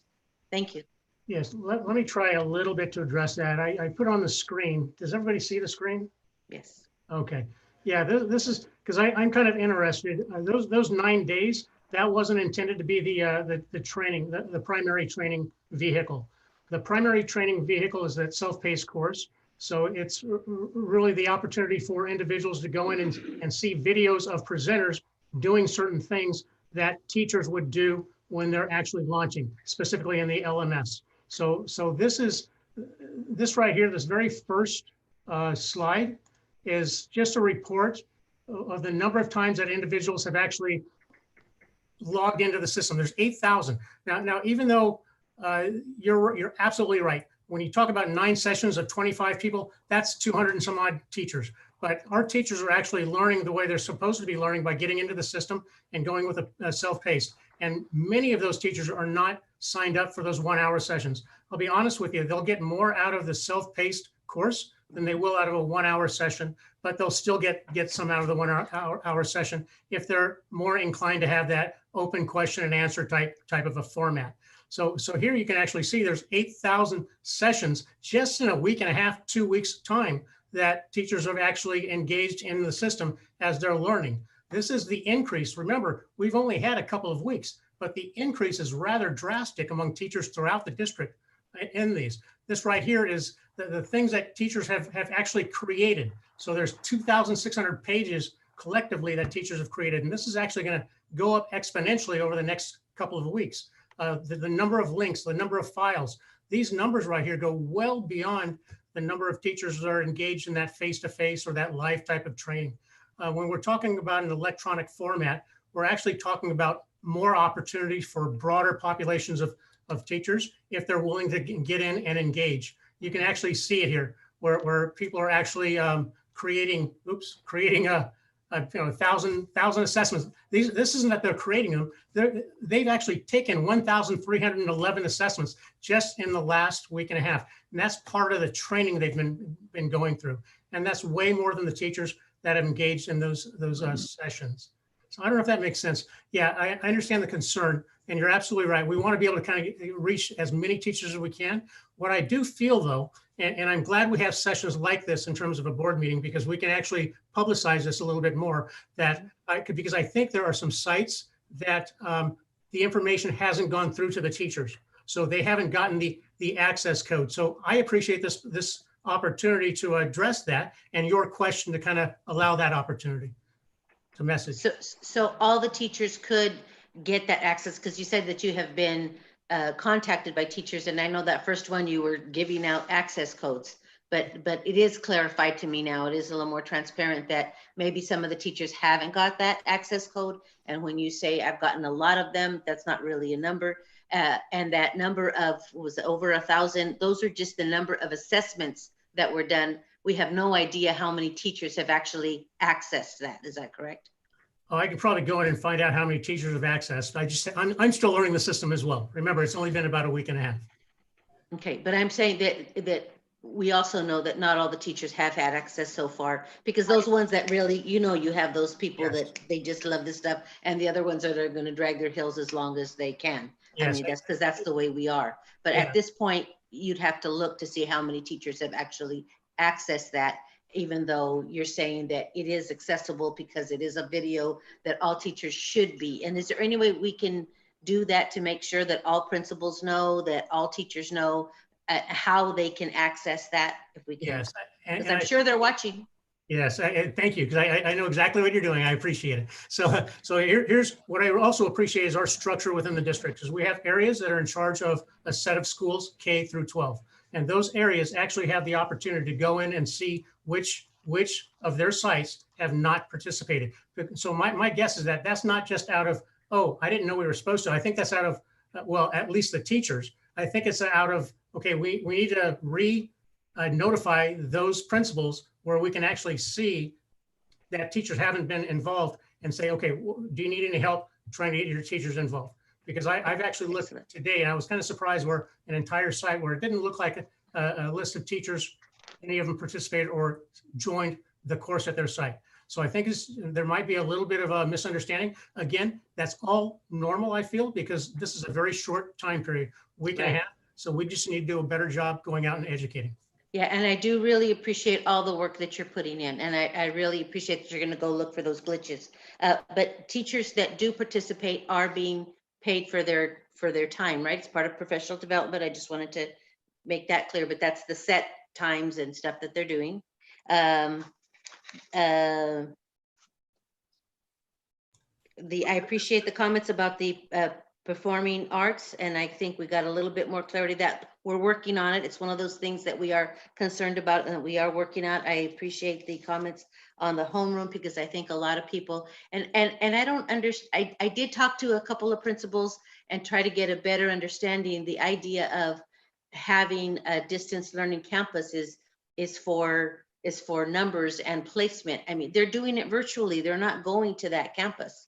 So I like the idea of homeroom that would make somebody better, but we just need a placeholder for the virtual people, because they're not going to that campus.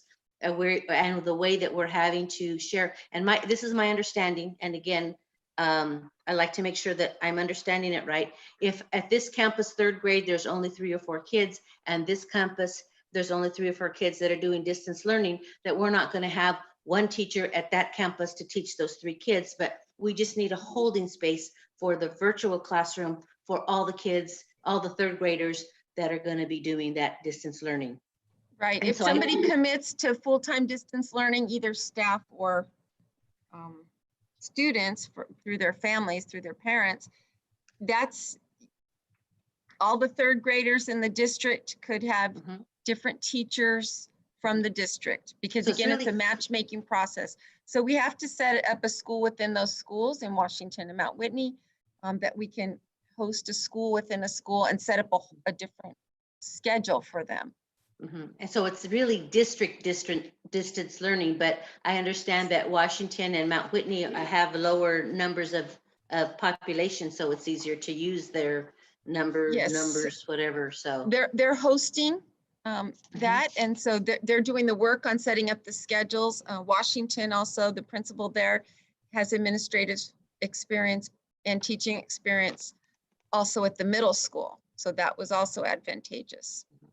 And thank you very much. And then the other thing is, I just wanted to, what I understood and what I heard Susie say was that right now, no teachers are being tested. No teachers are asked to be tested unless, of course, they have symptoms, and then they're being asked to stay home. And that's what I don't remember the phrase she said, that when Mr. Guerrero asked that question about possibly in the future, they're going to do some random testing. But at this time, we are not requiring our teachers to get tested monthly, weekly, or at all. Is that correct? That's correct. And the idea and the directives or indication that we would have to do testing of teachers came from the governor's orders. So that would be if we return. And we're having. And we've not seen any specifics on that, so we'll see. Also, because we're still talking about coming back, the call center, if we can check to make sure that people aren't waiting in hours or something that we can do to see that there's more people manning that call center. And also, thank you very much. I understand that there's a CARES call now. So if people need help emotionally, I know there's a lot of anxiety, and we had a whole wonderful team of social workers that now that's available at a different number. So I want to make sure that we let people know that. So thank you also for that. Those We are all have my the call questions. center fully staffed, and they don't have long wait times. Okay. Sometimes they're busier than others, and we do have the care hotline, and our social workers and school sites are.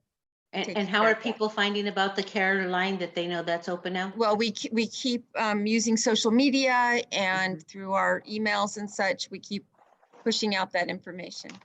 Excellent. And can I again say, I know that it seems like I'm nitpicking stuff. Thank you so much for all your hard work. I know everybody's really working hard, and this is all new for all of us. So thank you. Mr. Cardozo, are we going to answer something for me? I just wanted to share, so we're just jumping into Schoology and our learning management system. But one of the things that's important to know is that's a system that's going to allow us to really make sure that we're engaging with kids. So a quick little snapshot of what Phil showed on that screen was some of the potential of our learning management system, where he's able to quickly pull some data on some of the work that folks have done, teachers have done on those different systems. And that's the idea with our learning management system, to be able to place these programs within that system. And it helps us be aware of where we need to provide support for both staff and students. So that was just kind of a quick snapshot. And as he said, we're just learning how to use that, but it has a lot of potential. Thank you. Thank you very much. Thank you, everyone. Nothing else, Dr. Vasquez? As we say in my group, I am complete. Thank you. Ms. Naylor. I just had a couple of questions, and maybe Mr. Billingsley can help me. With the Zoom and the Schoology training, is that similarly set up just like you're doing with the iReady, where you have several days that teachers can pick from, or is it all self-paced and they just get on and learn at their own rate?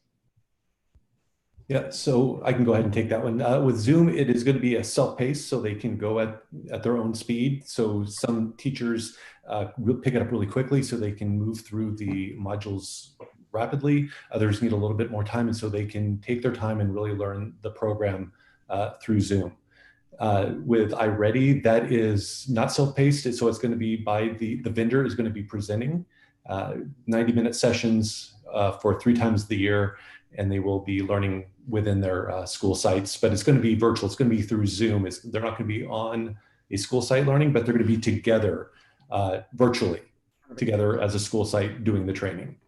So with the Schoology and the Zoom, is that pretty easy to work through, or is it a little more difficult because it's got the Zoom embedded in the Schoology? Is what I understood. Maybe I'm misunderstanding. Yeah, so yeah, and so really the learning the Schoology program and going through Zoom, really you're going through folders, if you will. And so they're going to be going through 4 different folders of Schoology, and within each of those folders there are lessons that the teachers will go through. And then at the end there will be an assessment they will take to show mastery of the learning of the different pieces of Zoom. So can that be sent out to the teachers so that through email so they can get on and start doing that? Yes, that will be sent out tomorrow, and they'll be given the access codes to get into Schoology and accessing the modules to get started. Okay, and I know this isn't your issue, but I am hearing that the teachers are not getting paid for their time to learn, and I'm not sure how that works, but I'm sure that you can, when they log on, you can see that they put in 4 hours or 5 hours. We really need to compensate them. I'm sorry to interrupt, because I don't want the wrong message to go out. Okay. Yeah, the principals were told today how the pay structure is. So they are getting paid for their participation in the trainings. And so is it being tracked, Phil, through their hours they're putting in? Yeah, so what Mr. Cardoza just mentioned is that we're running it through the Schoology, the LMS, so that we can kind of track that. So principals were shown today for the Schoology training. There are 4 modules for Schoology training. Just real quickly, they can go in and see their school and see which teachers have not completed the 4 modules and see if they need any assistance where we can kind of jump in and help. They can also see which ones have completed the 4 modules. So that's very easy to see through what they call a grade book through the Schoology system. So when we run the Zoom training or the Schoology, the LMS through there, then we can actually more easily monitor and see which teachers might need a little more assistance and which are good to go. And so once they complete the 4 modules, then they're pretty much considered complete. I'm glad to hear that. Thank you so much. And I appreciate all the work. I know it's, but I'm getting questions, and, just concerns because our teachers are good. They want to, they're just like you guys. They want to get ready. This is for the homeroom. And, I appreciate because I know that's been a real issue that kids feel disjointed because they're not at their home school that they're used to. And I just want to reiterate, because with the homeroom, it's not teachers planning lessons. It's just where they check in, they say good morning, they take attendance, they read a bulletin, and that's it. There's no planning involved in it. Is that my understanding? Is that correct? Thank you, Mrs. Naylor. That's exactly what we've proposed, to have a 15-minute homeroom, enough time to do attendance, do a check-in, to send a good message, that kind of thing. Perfect. So they don't have to plan for that. That's right. And last of all, to Tamara, kind of like Mrs. Gamoyan said, if we could please reach out, and I think Dr. Vasquez said the same thing, reach out to those questions that those parents have. And I don't know, even if you can have here's questions answered, and these are the, here's questions, these are the answers for those other 20 people that had that same question, to post it on our VUSD website. Here's questions, here's the answers. I don't know how you like to do it, but it would be nice to at least give a response back. That is something we are going to do from our Q&A session. Those will be the initial questions that we post, the answers that we gave, which that was recorded. So we have a little bit more transcribing to do, but we'll be posting those, and then we can add additional questions as they come up. Thank you. And I was under the impression that we've been answering those questions all along when they come in whatever form that they come in, whether it's phone messages or emails directly to you and us and so on. We do. We answer every question, make phone calls. If it's special ed, then Ms. Stevens usually takes those, depending on the question. But they're submitted many ways, directly to us in email, phone calls, and then also on our VUSD homepage on the web. We also have a place where people submit questions or make comments, and then we get back to all those people too. So there's a variety of ways for people to interact with us. I just wanted to make it clear that we've been doing that all along. Ms. Gamoyan, did you have a comment? No comment. Any other board comments? All right. We'll move on to enclosure number 18, School Discipline Data Report. Brandon Gridiron. Good evening, President Crabtree, members of the board, Dr. Raveline. Let me get my presentation up. I'm gonna try and get through this in like 7 minutes. Just time me, don't time me though. So tonight, I'm just gonna be providing the board an update on our discipline data from last year and proposed action plans to address student behavior and social emotional wellness moving forward for next year. And obviously this is going to look different, being that we were in hybrid model or distance learning model. But our report will specifically be looking at trends from August to March. And so we'll be looking at a 2-year comparison from 18-19 and 19-20, August to March due to school closure. So just to be able to see trends in that way, and then our focus areas and next steps. But just to give a little background and context, what we're talking about when we talk about school discipline, our primary focus is student and staff safety, both physical, psychological, and social emotional safety. So that's our primary focus when we're talking about student discipline, but it's also about teaching and learning, teachers' ability to teach and students' ability to learn and be engaged in instruction.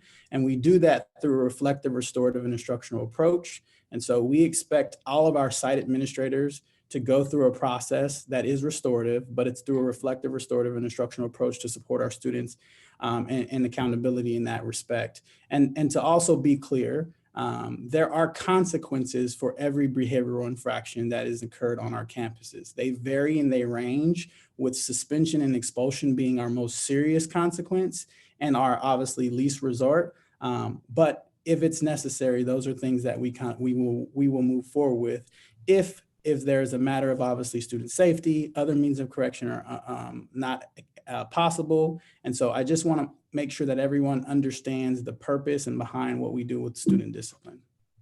And so as you look at the first slide, this is really a comparison of our levels. And so we've seen trends just in our patterns of discipline, that there's a 12% suspension rate decrease, or went from 12% in middle school to 7.8%. So we're seeing a trend at all levels where we're decreasing in our suspension rates.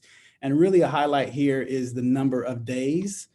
So we're right around 4,591 days of school instruction lost from suspension. If I look at the data last year, or when I looked at the data last year, we were around 8,500 and 900 or 9 something for the entire year. So that's a significant decrease in the number of days, and our trend for suspension rate was trending down. As I go in, this is just a visual of how you can see where our suspensions have decreased for the 2 years, or from August to March in 2-year comparison at the middle school, high school levels, with our high schools making significant declines. And then also you see the difference between the 2 years of a total of 241. Mind you, we have 2 new schools that were counted to this data, Denton and Creekside. And so that data is pretty significant, that we had a 241 decrease with 2 schools added. You'll also see our trends of suspension rate and numbers of suspension by student group. And so you'll see that our 2 focus areas, but really with the decline, is our African-American students, American Indian students, and also still focusing on our special ed EL students. But we've had a decrease in the suspension rate for African-American students from August to March in comparison to 18-19, from 10% to 8.2%. And so obviously what we look at when you see the over is the enrollment comparison from the suspension rate to the enrollment of our students, and having low numbers with our those 2 student groups. And so we're keeping an eye obviously on those suspension rates, making sure that they're lower, and we're continuing to decrease them. This is what we really look at overall. Most categories for behaviors have decreased, and incidents leading to suspension. And so you'll see a decrease in almost every area, with the exception of drugs and physical injury and threats, which is fights and conflict that occurs on campus, which is the same thing that we look at. But those are the things that we're maintaining to focus on and providing interventions towards. But seeing decreases in those areas is exactly what we want to see as we move forward with our processes for how we address discipline. Then also you'll see our expulsion numbers. The differences here, obviously, we have had a decrease in 22 expulsions in our comparison. And so you'll see a total of 23, actually, from 64 to 41 this year. Which is exciting for us, because we want to keep kids in school, but we also need to be mindful of how we're addressing the issues and using alternative means of correction to support student behavior, but also helping to hold students accountable when necessary. And so as you look at the suspension and expulsion trends, we've used the baseline from 2010 to 2011 just to see where the spikes were, our suspension rates were. And as you'll see over the course of the years, they've kind of fluctuated, but they're trending down. And so we have our trend for this year. We're expecting that our suspension rate, depending on how the data comes out, how the state does the data, to be under what we were in our suspension rates last year, and actually under what we were for the last several years in the suspension rates. And so, as I mentioned earlier, our still 2 focus areas is drugs and threats, but we also seen a spike in our terroristic threats. And what those are students who are making threats towards individuals, or making threats towards schools, or just making random comments. But we also have seen that how we're getting those, they're being reported. We're more diligent in documenting them. They're reported more, how should I say, diligently, and now that our teachers have access to the reporting system. So we're having more reports of these incidents, but also incidents that occur outside of school. And so we're wanting to make sure that we're tracking all those things and being able to report them effectively. And as you see, here's the trends, just kind of a different graph, and where we see our peaks and declines in comparison for the 2 years.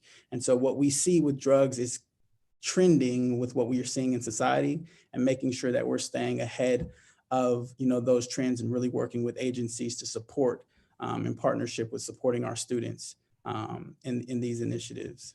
And so what you also see here is the trend for elementary. And so you can kind of see the same trend with physical injury and threats being the top, and that's literally conflict with students. And so there's a 48900 Ed Code violation, 48900 Ed Code A1, which constitutes attempted to cause, a threaten to cause physical injury, which would go into that report. It doesn't mean all of those are actual injuries, but it could be fights or conflicts between students that were reported that way.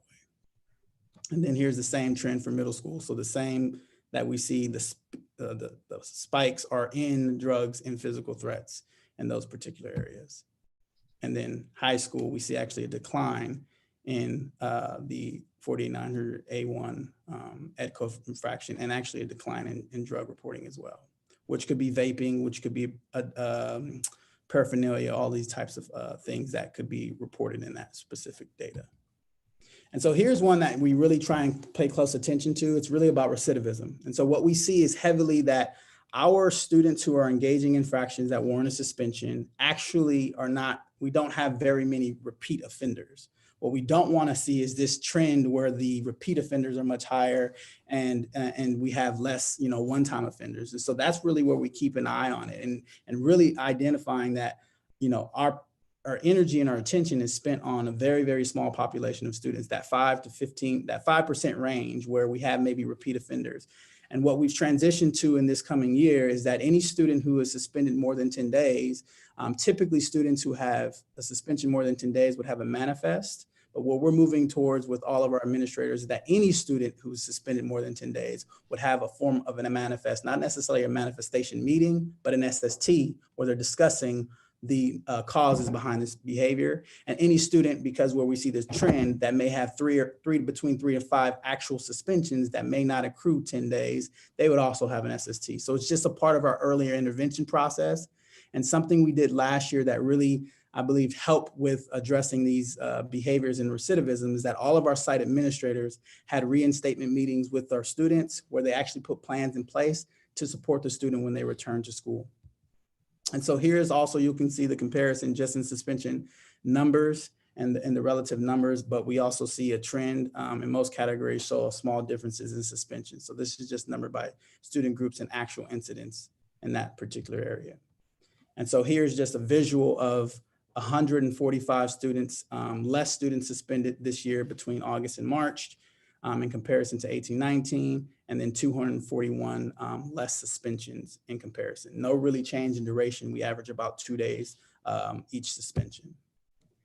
And then here's the decline with just the numbers in relation to the expulsion comparison.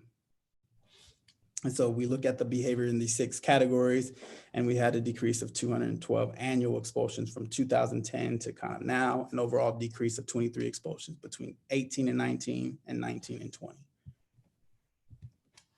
And so here's just another visual of that with the specific 3 areas that we were looking at with physical injury, drugs, and dangerous objects, and decreases in all of those areas. And so this is just the actual numbers of expulsions in comparison by student groups of the actual data, with the trends also trending downward. And to note that we've had a 50% decrease for our students in special education as a subgroup. And so this is comparison for middle school, high school, and elementary with expulsions. And then by grade level.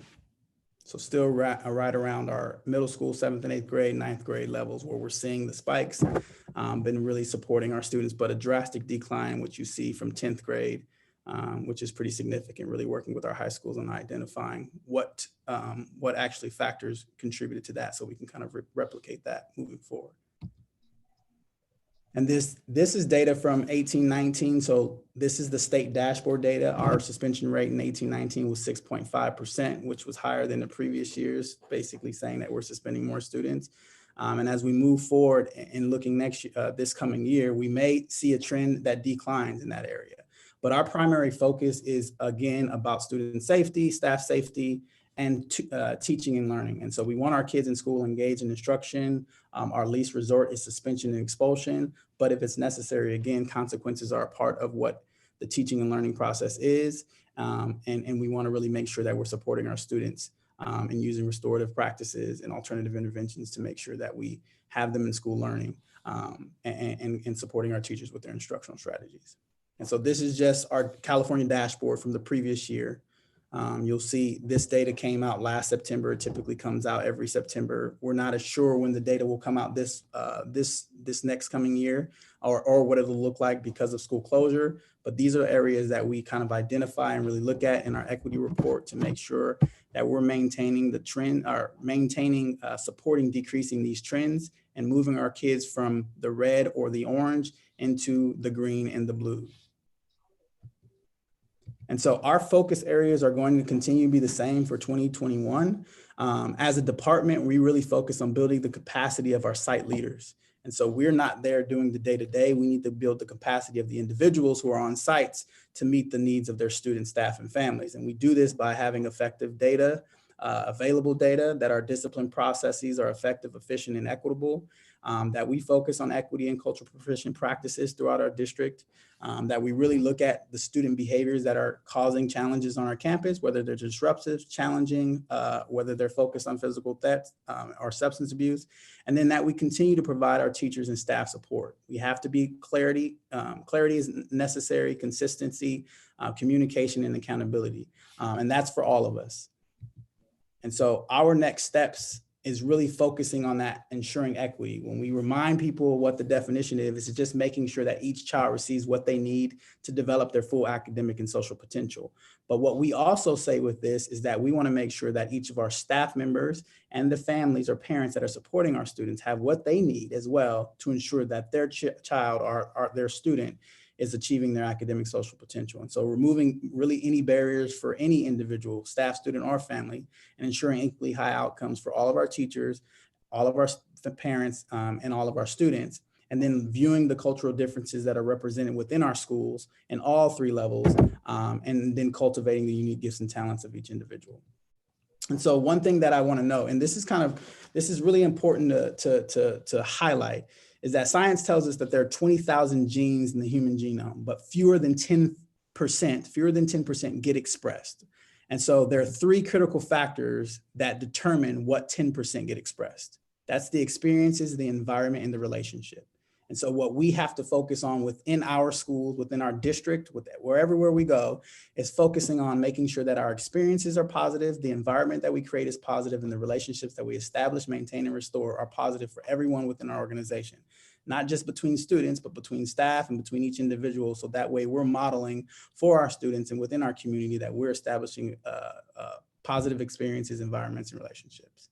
And so this is really about the whole child development. When we're really looking at how we develop the whole child, it's positive development of relationships, which is foundational and key, environment filled with safety and belonging, integrated support so that we have systems that integrate how we're providing supports to our students, staff, and families, the intentional development of skills, mindsets, and habits, and social emotional skills, and then an enriched instructional experience. We cannot exclude academics from this discipline world. It has to be mutually exclusive where they're one, so that way we're developing the whole child. And it's really this interweaved way of how we make sure that we're getting our kids to where they need to be and supporting our staff along the way.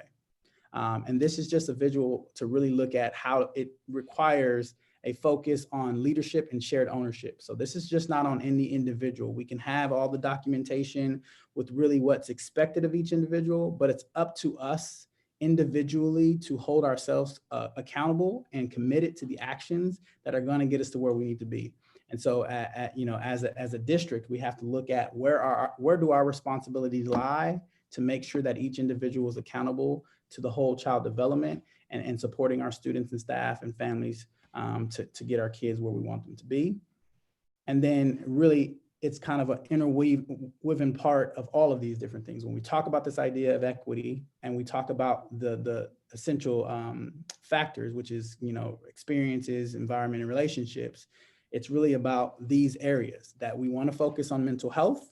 We want to focus on the social emotional development. When we talk about identity for students and really looking at the identity development, it's about sense of purpose, including, you know, their own personal and collective and cultural identities, as well as their own personal values. When we talk about academic development, that's the content, the math, history, English, and science. When we talk about cognitive development, it's drawing upon, you know, thoughts and reasoning and long-term memory and function and auditory processing, all of those different things that we focus on. And then the last two are really the physical health, which is timely for this time with COVID, and then the mental health, with the stress and anxiety that may be caused out of all of it. And so I just want to share that visual. And then the last thing is really, I like to share this with everyone so they're clearly understand when we talk about these are our focus areas, these are our action steps to achieve those focus areas. I'm not going to go through all of them with you, but when we talk about data, we talk about having systems available for our staff. And so last year was really focused on having those systems for teachers. This year is focused on having those systems for parents. And so we'll be launching our parent dashboard, similar to what we did last year with our teachers, where parents will have access to the interventions that are available for their kids or that are being provided, the discipline, the attendance, the academics. And then we also will be launching our student reporting system that we were talking about a few weeks ago, where students can report the incidents that occur on campus directly to administration and be addressed and documented in such a way. Then we also talk about discipline. Last year, we talked about our comprehensive discipline policy. This year, we'll be rolling out phase 1 of that policy, where it's really an administrative discipline management process for how we address discipline that will be clearly communicated and articulated to everyone involved, parents, community, students. And it's a process that all our administrators will be expected to follow. And then looking at our suspension guiding questions, what causes us to use suspensions and how we move forward, and then maintaining that whole child focus and that approach. When we talk about equity and cultural proficiency, we'll continue, like was mentioned earlier, with our cultural proficiency training and a cohort model, and then really diving into looking at creating spaces for student voice from feedback from our students and from our community. We want to have site-based student forums. So we've already worked with our activities directors at our high schools and our students to start these site-based student forums to uplift student voice on their campuses. Students are super excited about it. Activities directors are getting involved and they're super excited about it. And then we're really looking at diving into how do we have equity, diversity, and inclusion training for our students. 9th through 12th grade is they have a curriculum that they're developing through a company we already actually contract through. It's called Everfi. And it's a free service that is already something we use in our district. But we're looking at how do we incorporate this within our classes in our schools for our kids 9th through 12th grade, and then really over time building it out for our 7th and 8th graders. And then the last two is really student behavior. Our tiered intervention support system that we've developed this past year, which we will be bringing forth to you in a couple of weeks, and really integrating our systems of support and how we provide interventions to kids that are clear, consistent, and utilized effectively across our district that is monitored. And then our last one, and probably one of the more important ones, is teacher and staff support. How do we support our teachers? How do we support our staff along the way to ensure that they have what they need, to ensure that we're effectively communicating how we're addressing issues on campus, and we're listening to our teachers and surveying them on their experiences, the environment that we're creating. And we're still doing that same thing with those 3 critical factors. We're creating experiences that are positive. We have an environment that is positive, and we're supporting our teachers with building relationships. With that, this is the piece that I'll kind of wrap up with, is our student intervention and support system, which we will bring to you in a few weeks, which we really want to be clear to our parents and our community and our teachers with how we're providing support to our students and how they can request for assistance when they feel that maybe their child needs additional support or one of the students in their class needs additional support. So this will be a consistent process that we use across our district. And lastly, our focus will continue to be the same, focus on students, staff, and families, and having universal supports for everyone, supplemental supports for those who need extra, and more intensified supports who need our top tier levels of support. Other than that, that is it. I don't know if there are any questions. That was a long 7 minutes. I know, I tried to get through. I said 12. Oh yeah, Yeah, I thought I did. It didn't happen that long ago. Do we have any public comments? Board member comments? Ms. Gamoyen? I love the comprehensive discipline policy that we're developing. That's wonderful. But I have a couple questions. Yep. The on-campus suspension, how come we don't have that at high school? Well, I really think it's really about integrating and making sure we have a system that's consistent across our high schools. That's where we're working towards, is getting it at high school. We talked about continuing the pilot at the middle school.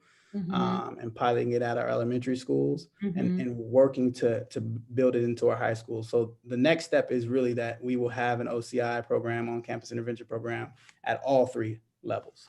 But we didn't want to implement something without having it piloted somewhere else to make sure that we're effective. Yeah. I know, and we really didn't get time to, really finish the year to do that. No, not at all. What about, have you guys thought about challenging behavior on Zoom? With the distance learning, if there's challenging behavior with students? Yeah, for sure. I mean, I think how we address behavior will be very similar to how we address it now, just would be virtually. So when we push in to support teachers in the classroom, we would push in via Zoom to support them that way. And making sure that if we need to help with, facilitating breakout sessions or pulling a kid in the breakout room, we can do that. Okay, and so if there's a really challenging behavior, will the teacher be able to remove the child if it's really disrupting the process of learning? Yeah, there's a feature within Zoom where it's called breakout.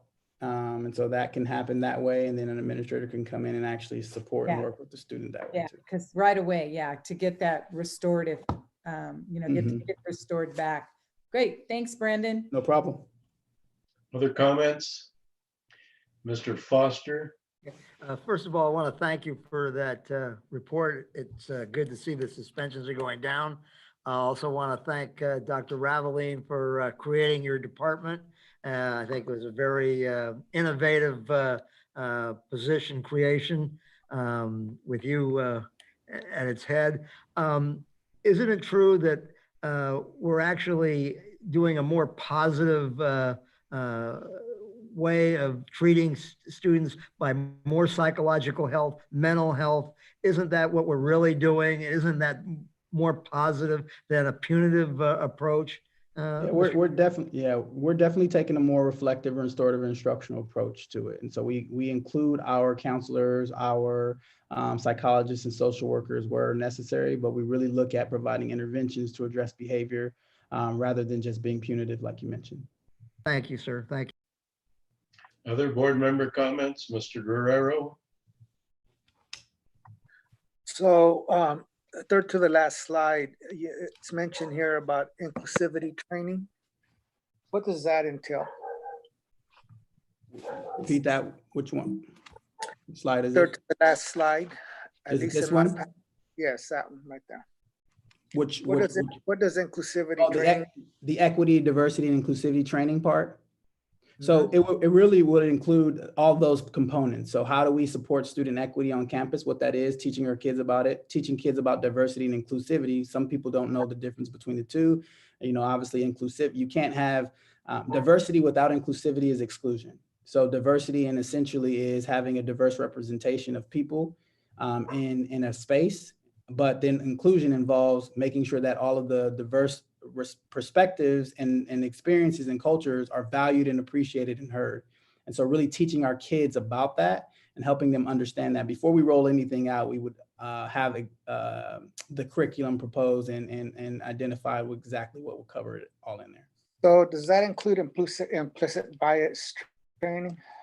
You know what? So EverFi is actually building the curriculum out now. So I'm not sure if it's specifically, actually I have a meeting with them tomorrow.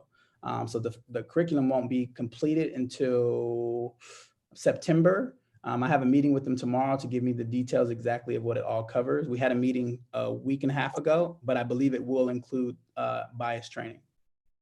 Okay, so this is my question for the superintendent. We're doing this with the students. Are we doing that with our staff?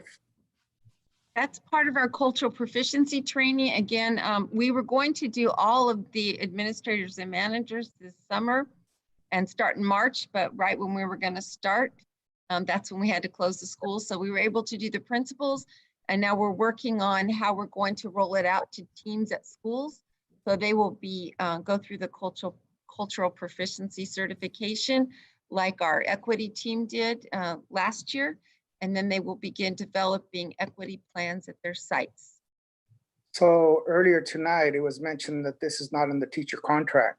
So what you're telling me right now is that they're going to get implicit bias training. And is that what I'm hearing? That will be part of what we roll out. And I'm sure to train the entire school district, it will take us a few years, but that is what our equity team has as part of the equity plan, is that we do that. It isn't part of the contract, but neither is much of our professional development. Things like the training we do on discrimination, harassment, bias, we do that for the entire district now. And we don't have to contract for that. That's part of the So requirements. when we say we do it for the entire district, does that include the principals, the area administrators, people in administration, everybody? Everybody, all means all.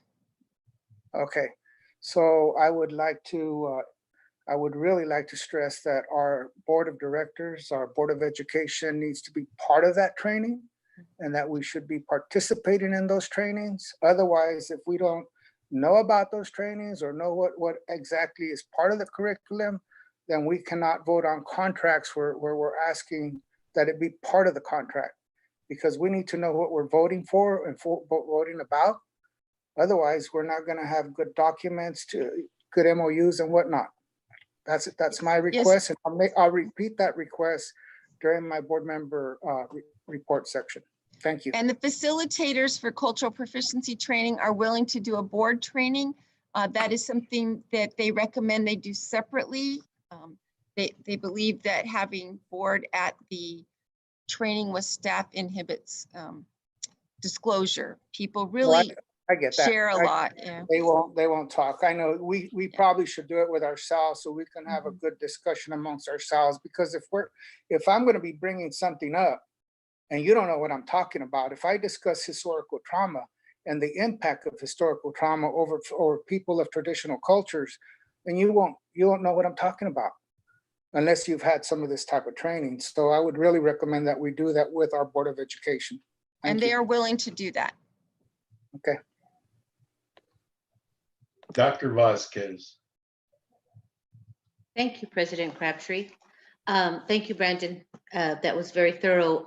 And thank you, Mr. Guerrero, for bringing that up. I think we needed to have a clearer idea of that whole cultural training, which is exactly what I was talking about with the officers and the YSOs. When you have there that staff and parents and community and students will be involved, I'm assuming that the YSOs are going to be included as part of that culture and be offered to join their campus training. And it was a little unclear. I know the board's going to do something separately. Staff will be trained separately, or are we doing more of a community students staff together? No, staff will be separate from students. Okay. Though we may have teams as we progress. Again, this is not a quick thing you do. You know, you have to build the culture to have dialogue around these issues and make people feel comfortable.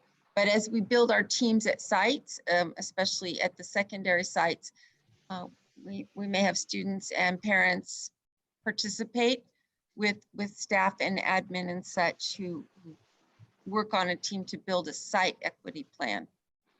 Excellent, excellent. And my understanding is you don't just do an implicit bias training that you put in your hour and you've checked off the box, but it's something that's ongoing and learned, and because we all come from different places and we need to be able to make adjustments to whatever we're doing. Thank you. And thank you, Mr. Gridiron.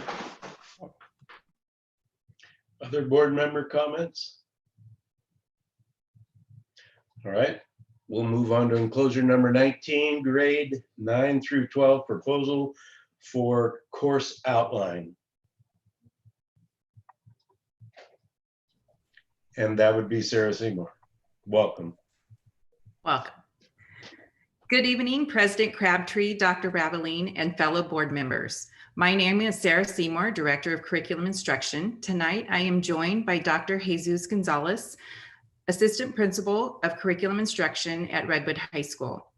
We are here tonight seeking approval for a pilot course offered at Redwood High School this year in ethnic studies. Tonight, I will provide a brief overview of model curriculum development occurring at the state level, and Dr. Gonzalez will provide an overview of the course that we're proposing at Redwood High School. California is home to the largest and most diverse student population in the state of California.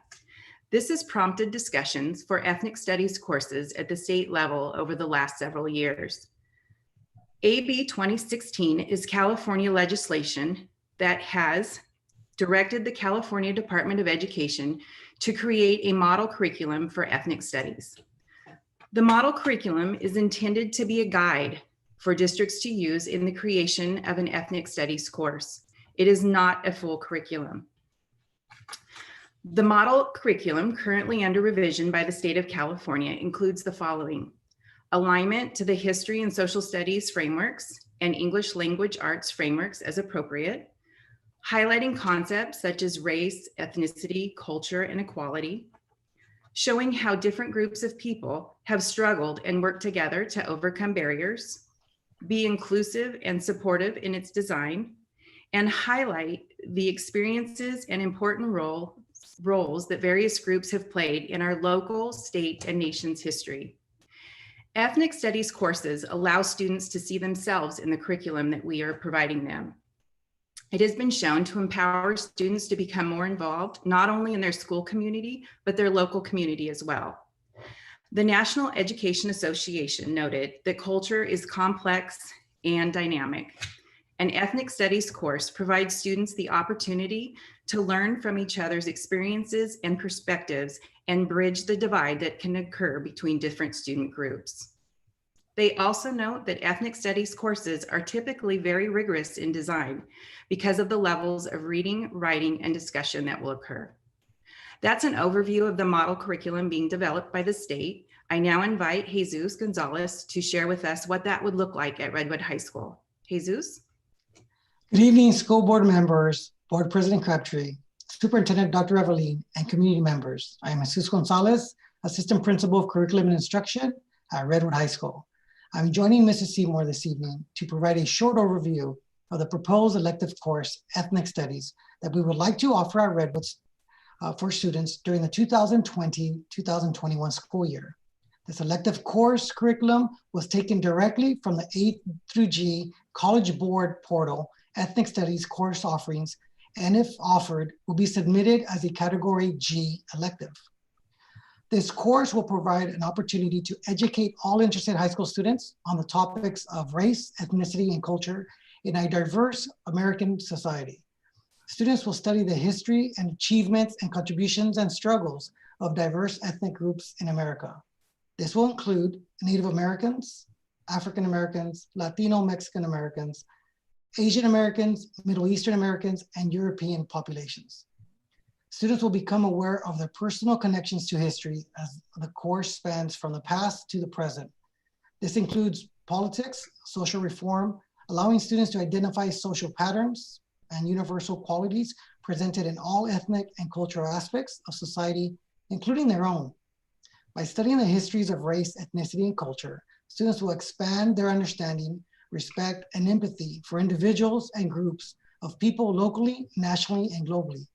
At the same time, build self-awareness, social responsibility, and foster social engagement. We are aware that the California State's Instructional Quality Commission, IQC, has been leading the charge with the ongoing development of ethnic studies model curriculum that will serve as a guide to allow school districts to adapt their courses to the model, and that the California State Superintendent of Schools, Mr. Tony Thurman, has been working with various groups over the last year and a half to construct a state framework for ethnic studies. But we're also aware that the conversation about creating a state model framework for ethnic studies has been in the works for many, many years, and that it has once again been missed of its own deadline of March 2020 to adopt a state framework. It continues to be a work in progress for the California Department of Education. And when the state does adopt a framework for ethnic studies, then we at VUSD can pivot to ensure that our elective course offering adapts to the align to those state frameworks. We ask that the board votes this evening in support of ethnic studies as an elective to provide time needed to place interested students in this course this academic school year. Thank you for your consideration. Do we have any public comment on this item? Board member comments? We don't. Ms. Vasquez? I'm sorry. Ms. Gamoyan, I'm getting cross-eyed looking at the screen. I was just going to make a motion to approve. Second. Oh, I have a question. I have a motion and a second. Oh, I have a Conversation, question. Mr. Foster. I don't mind the motion and approving it. I just have a question. What's the step now, sir, or Ms. Seymour, to the California state universities or the UC systems or the COS, the community colleges, to get this course adopted so that they know they can approve it and accept students, who apply to their college? Yes, so if I could answer that, the next steps is you guys approve it tonight, and then I at the site will be turning in the course outline to the A through G College Board for Redwood. That will be approved, so the students will receive a G category elective credit there, and then the CSUs and the UCs will recognize that as that course. As far as COS, this is going to be an elective high school credit. This would not count as a dual enrollment course for COS or any community college, but it is utilized obviously as a high school graduation class here as an elective, of course. But do you see it in the future, though? As this is obviously an evolutionary process, but do you see that in the future that it might be as an accepted course for COS? The only thing I could say to that is if this course evolved into an AP level course where a student takes a test, but that's not in the near plans. I've been part of the webinar with with Mr. Tony Thurman, and a lot of conversations coming about different avenues to take. But that could be something in the future if the California State Superintendent and the CDE decide to do something to that effect. Dr. Vasquez.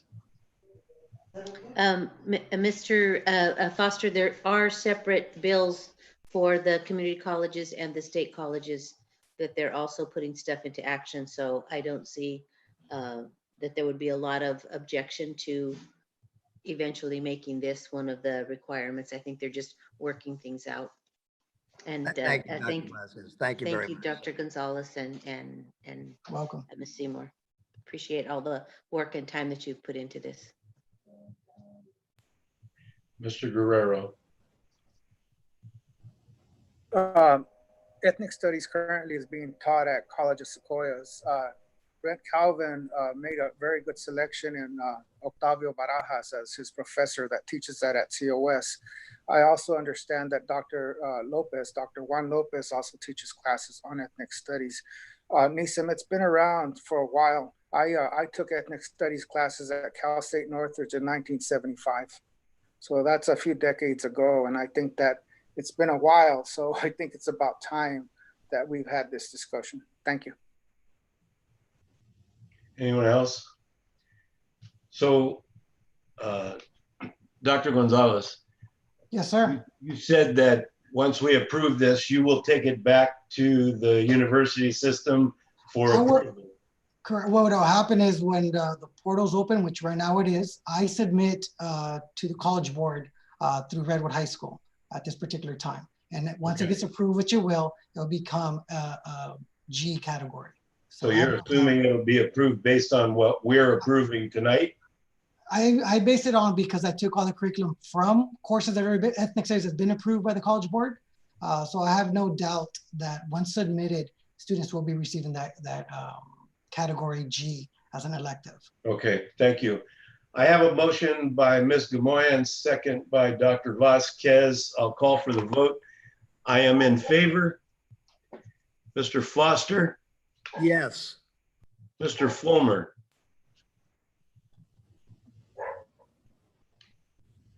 Mr. Fulmer, He put his thumb up. that won't work. I need to hear him. Whose dog is voting? Yeah, it's not mine. Okay, yes. Ms. Gamoyen, Yes. Trustee Guerrero, Yes. Trustee Naylor, Yes. Trustee Vasquez. Yes. Motion carries unanimous. Thank you. All right. Thank you. Moving on to board reports. Dr. Vasquez. Oh, me first. Okay. First of all, I would like to say, Nick Macias, thank you very much. I really I'm appreciative of your input. I think it went pretty well today. I really like that there were written comments.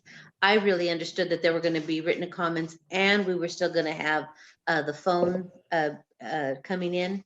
I'm really concerned that all the comments had to be in by 2 p.m. today, which I don't think with, as Mr. Macias pointed out, with the changes that were made and it's just such a short time period between when they get the packets and when we actually speak. I don't see the problem of them not being able to put their written comments until at least 5 o'clock, 7 o'clock, something to give them a chance to do that. Again, I love the idea that we have a CARES call now, and it's not just the information call, but that we're actually providing social emotional support for our students. And I really hope that they take it, our students and our staff take advantage of that. I know that that's been one of the biggest needs, is the anxiety and the mental health needs for our community. We discussed homeroom already. I understand that people are putting a lot of time in. And so I also understand that some people are getting quite a bit of overtime. And I'm a little concerned that I'm still hearing, even though I asked the question about personal development and that teachers were being compensated for the time that they're in training, that I've gotten several emails and texts that they feel that they're only getting half. And I don't know if it's a misunderstanding because the site is paying half and the district is paying half, or if in fact they're asking to be doing 8 hours of work and they're only being paid for 4 hours. So whatever we agree to is great. And I know we're all learning, but I would really like transparency on this so that when I am asked a question, I know the answer, and I know that everybody's feels like they're getting the right answer and that they're being treated fairly. So if somebody could address that, I would really appreciate that. Thank you. Mr. Foster, No report. Ms. Gamoyen, Well, I drive by hospitals and I see this sign. It says heroes work here.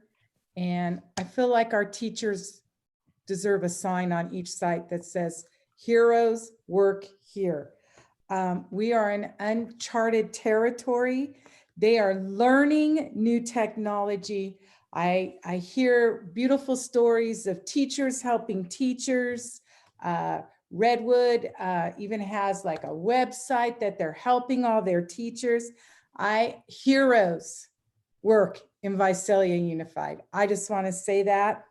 I also I love how Dr. Raveline and the staff are constantly making adjustments as new problems arise, new ideas come up and come to light, and we're constantly adjusting. And I love that we're doing that.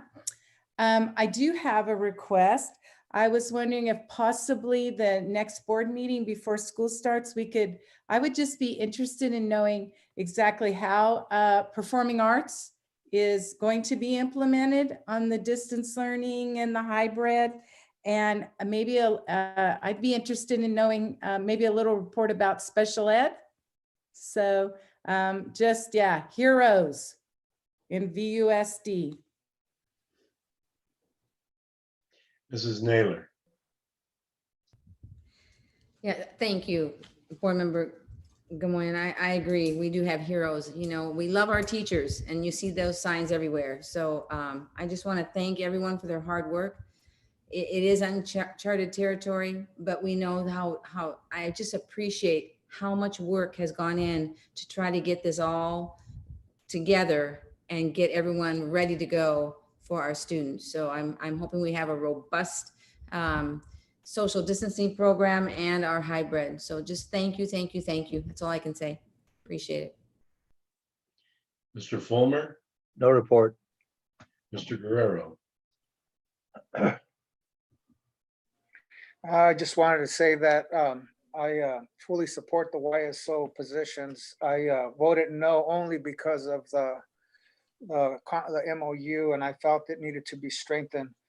That said, I would want to follow up with what I mentioned earlier. I believe that we need implicit bias training for our board, and to inclusive of historical trauma. That I know that's discussed with that. I want to talk about one last thing, which is important, and that is that I want to follow up on the Masters in Governance. You know, what I see is there's a lack of institutional memory, and that the lack of institutional memory that I see is actually here on our board and actually in our administration. You know, I go back many years already here, and I you know, maybe I'm getting older and whatnot, but there's a lot of things that we may be reinventing the wheel. And so, you know, I really feel that Masters in Governance is very important, MIG. And if we can get a follow-up, see if CSBA is doing anything on that. Are they, you know, it seems that everything's virtual. So if I could ask the superintendent to have staff follow up on that and see if Masters in Governance will be occurring soon. And I also, I do agree with the other board members, Ms. Gamoya, Ms. Naylor, and I know the other people support that. Heroes do work here, and I do want to see something on the arts, and I do want to see something on special ed, if that could be included in our next agendas, if we can get an update. Thank you. Dr. Ravelin? No report this evening. I have none either. That's great. So we'll move on. Enclosure number 20, implementing Measure A 2020 bond sales results. Nathan Hernandez. Good evening, President Crabtree, board members, and Dr. Raveline, Nathan Hernandez, Admin Services. And I'm going to be joined here also by Matt Kolker with Government Financial Strategies. And tonight we're going to share the results of the first series of Measure A bonds that were sold in June and cash deposited in July. This is the first series of Measure A bonds. These bonds are the $105 million general obligation bond that was approved by voters in November of 2018. We delayed the original sale that we were going to do last year to not impose that tax on our taxpayers while we were not ready to do construction and finishing up our Measure E bonds, but we are ready now to move forward. This initial sale for $35 million is for modernization projects. So that includes our campus security, our science classrooms, and the original or the first two phases of modernization projects. So with that, I'm going to turn it over to Matt. He's going to share the results of this initial bond sale. I have a question for Matt before he starts. Did we wear Lori out?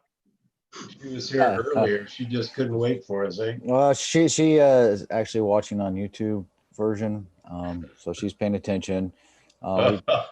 That's good to know. You jumped the gun on my opening line, so sorry.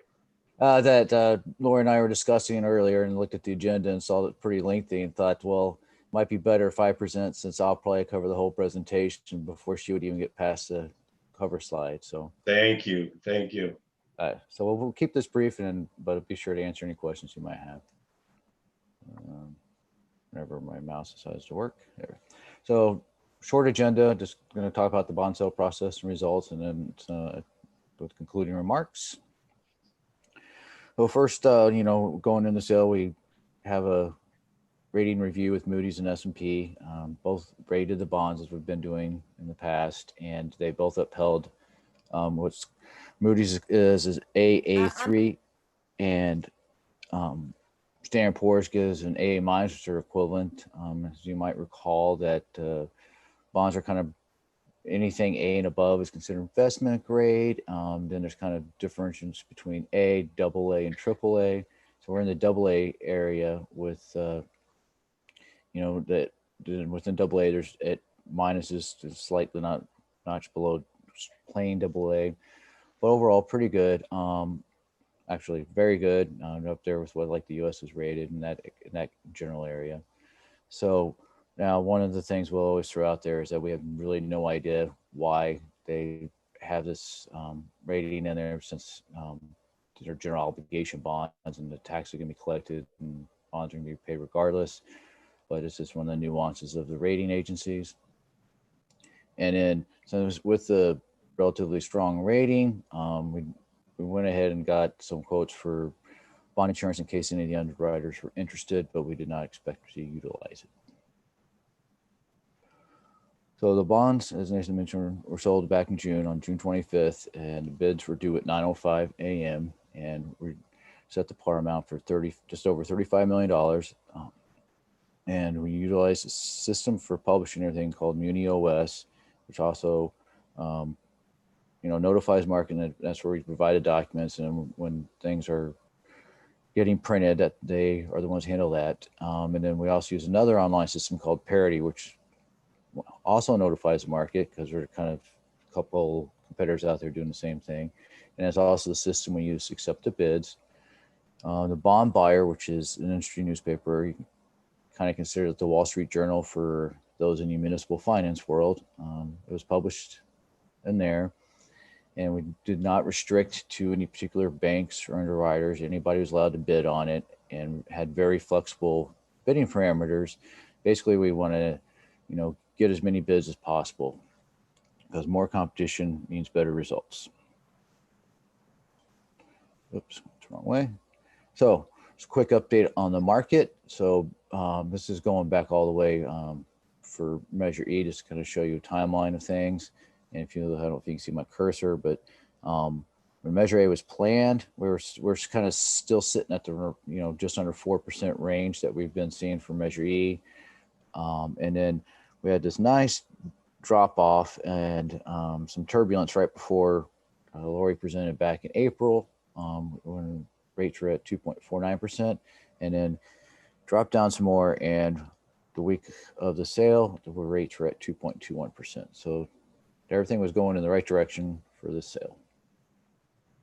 In a little bit more detail, you've seen similar charts to this before. So the dark blue is showing what the baseline rates were.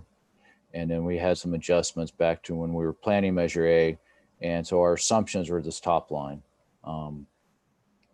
which range from just over 3.5% to just under 5%.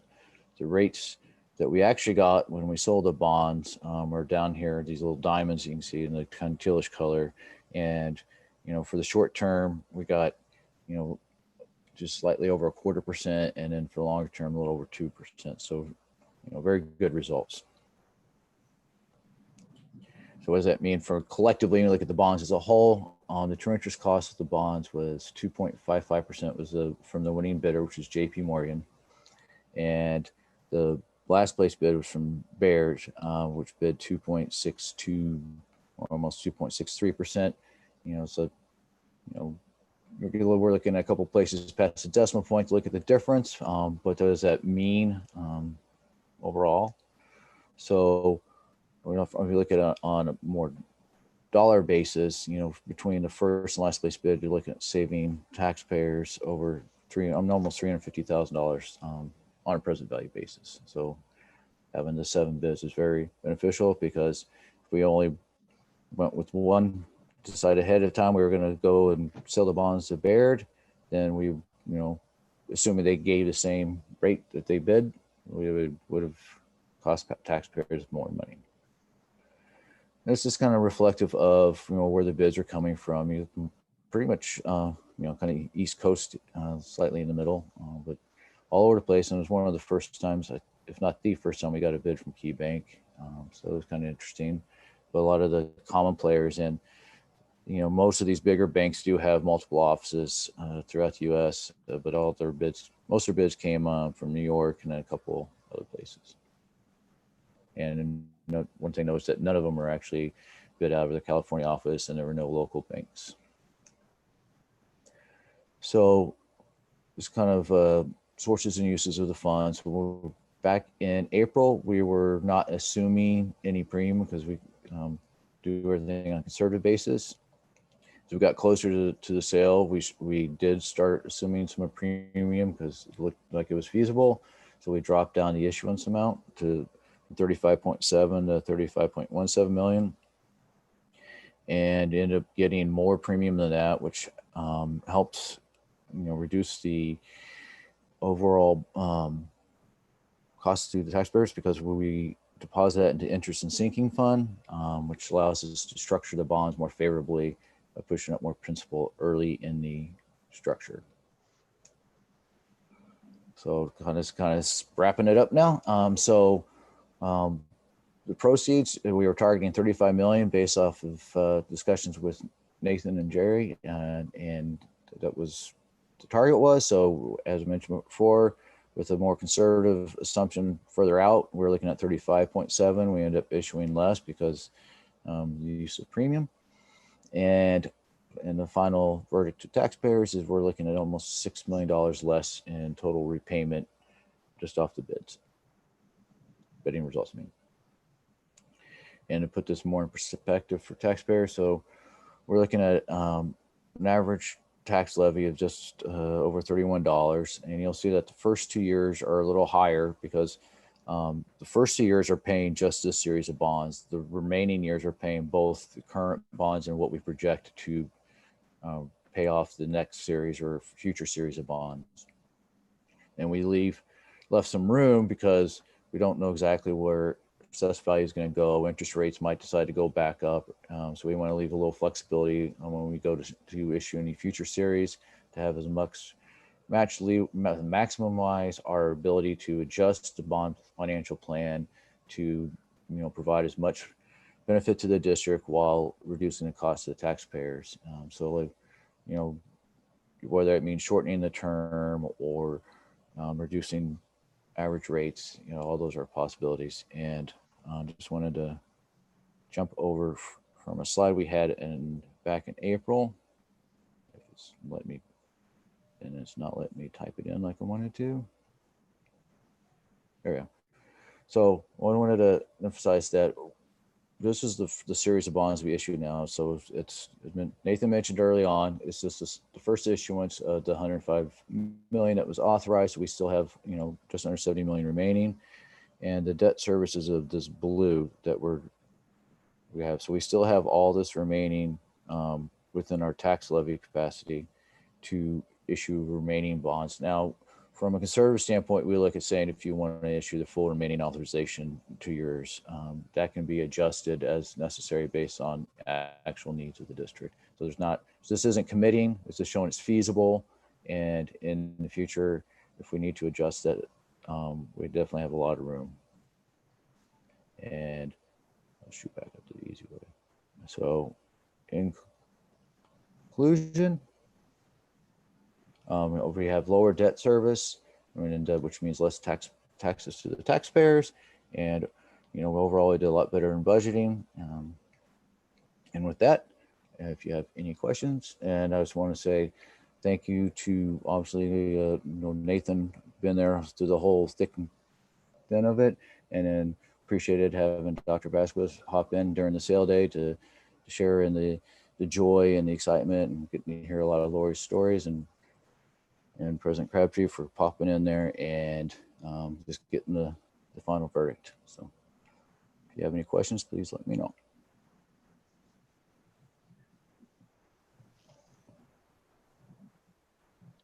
Well, Mr. Crabtree, you're on mute. Lori, I see we woke you up. I'm sorry. Anyway, welcome. Did you have a comment, a short one?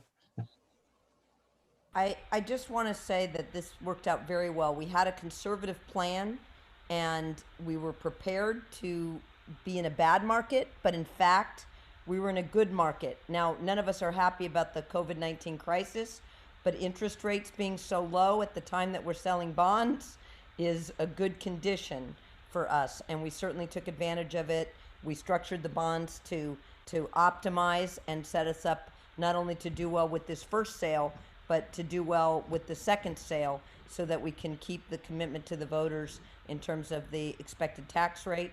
And as Matt showed, we already are under budget in terms of taxes to be collected by $6 million, which is very significant given the size of the bond measure. So we feel really good about that, and really kudos to the board and the staff for supporting such a well-structured plan and working with us on all this detail. I know it can be overwhelming at times, and you've just been great about allowing us the time in the board meetings to go over this and be supportive of having a conservative plan that could take advantage of those low interest rates.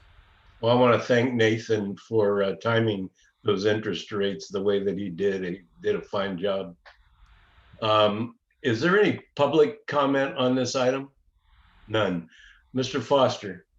Yeah, first of all, thank you for your work, Mr. Hernandez and Mr. Ranieri and Mr. Coker. Sort of in your presentation, you sort of gave the impression, at least to me, that the interest rates could change. These aren't fixed interest rates for over the whole 30 years, or can you straighten me out on that, please? So the interest rates for the bonds that were just sold are fixed, so they will not change unless we do any sort of refinancing. But as far as looking at issuing any future series of bonds, then the interest rates will obviously change from where they are now. So this doesn't lock in the rates for all future bonds sold under Measure A, just for the current series. Well, I'm excited. This is going to be the largest modernization projects in the history of this district, and I'm really looking forward to all the new sites that are going to be fixed. I'm also looking forward to the who we're going to be picking as the next Mr. Graber. That's going to be a really important position to fill because we want to keep those costs low. Thank you. Other board members? Dr. Vasquez? Thank you, President Crabtree. And again, thank you for allowing me to pop in. I'd been wanting to go the last time we did that and I didn't make it.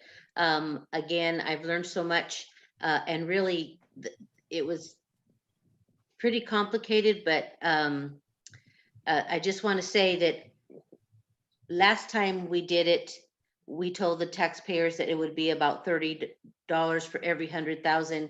And again, due to Nathan's team and our excellent rate and everybody that works hard on that, we were able to get it down to $22 per every 100,000. And this time, if I'm not mistaken, I understand that we had told the taxpayers it was going to be about $39 for every 100,000. But again, due to our excellent team that allows us to have that high rating and the excellent rate that we got, that's, did I hear you say 31? That they'll be paying about $31 per 100,000 of their stuff. So yes. I just wanted to make sure that that's what I heard. In other words, we're going to be paying for hopefully less time, but a less amount than we originally thought. What was it, 36? So, yeah, it was 36 was what was promised or conveyed to taxpayers. And right now we're looking at not only paying less than $36 per year, but also for a shorter period of time. Excellent. So in other words, also again, for your work and for the blessing of having low taxes. And Mr. Foster, if I understand correctly, we just made this purchase from one person. Now the rates may change, but our agreement is that we're going to have a cap on what we were going to pay. So they could make money off of us or they could lose money, but that's their deal. We've already got our cap, correct? Oh, I'm learning. Yay. Thank you. It was exciting. It was exciting. Mr. Guerrero. So Nathan, just for a point of clarification, the sale was for modernization, not the high school. Am I correct? That's correct. We have not sold any bonds for the high school. We did include just the initial design cost for what's been prepared to date. Okay, I just want that clarified so the community, our residents, they know that it is for modernization. Okay, thank you. Any other board member comments? All right, great. Thanks, you guys. Appreciate it. Good work helping us out with that one. We have reached the witching hour, so we got 1 minute from what I see before we're going to have to change something. So we have enclosure number 21. Mr. Guerrero. Yes, Mr. President, can we take enclosure number 21, 22, 23, and 24 together? Can we vote on that? I'd like to make a motion that we vote on those enclosures together. That was the Didi show too. So I got a motion by Mr. Guerrero, second by Dr. Vasquez. And the vote from me is yes. Trustee Foster. Yes. Trustee Fulmer. Yes. Trustee Gamoyen. Yes. Trustee Guerrero. Yes. Trustee Naylor. Yes. Trustee Vasquez. Yes. Thank you all and good night.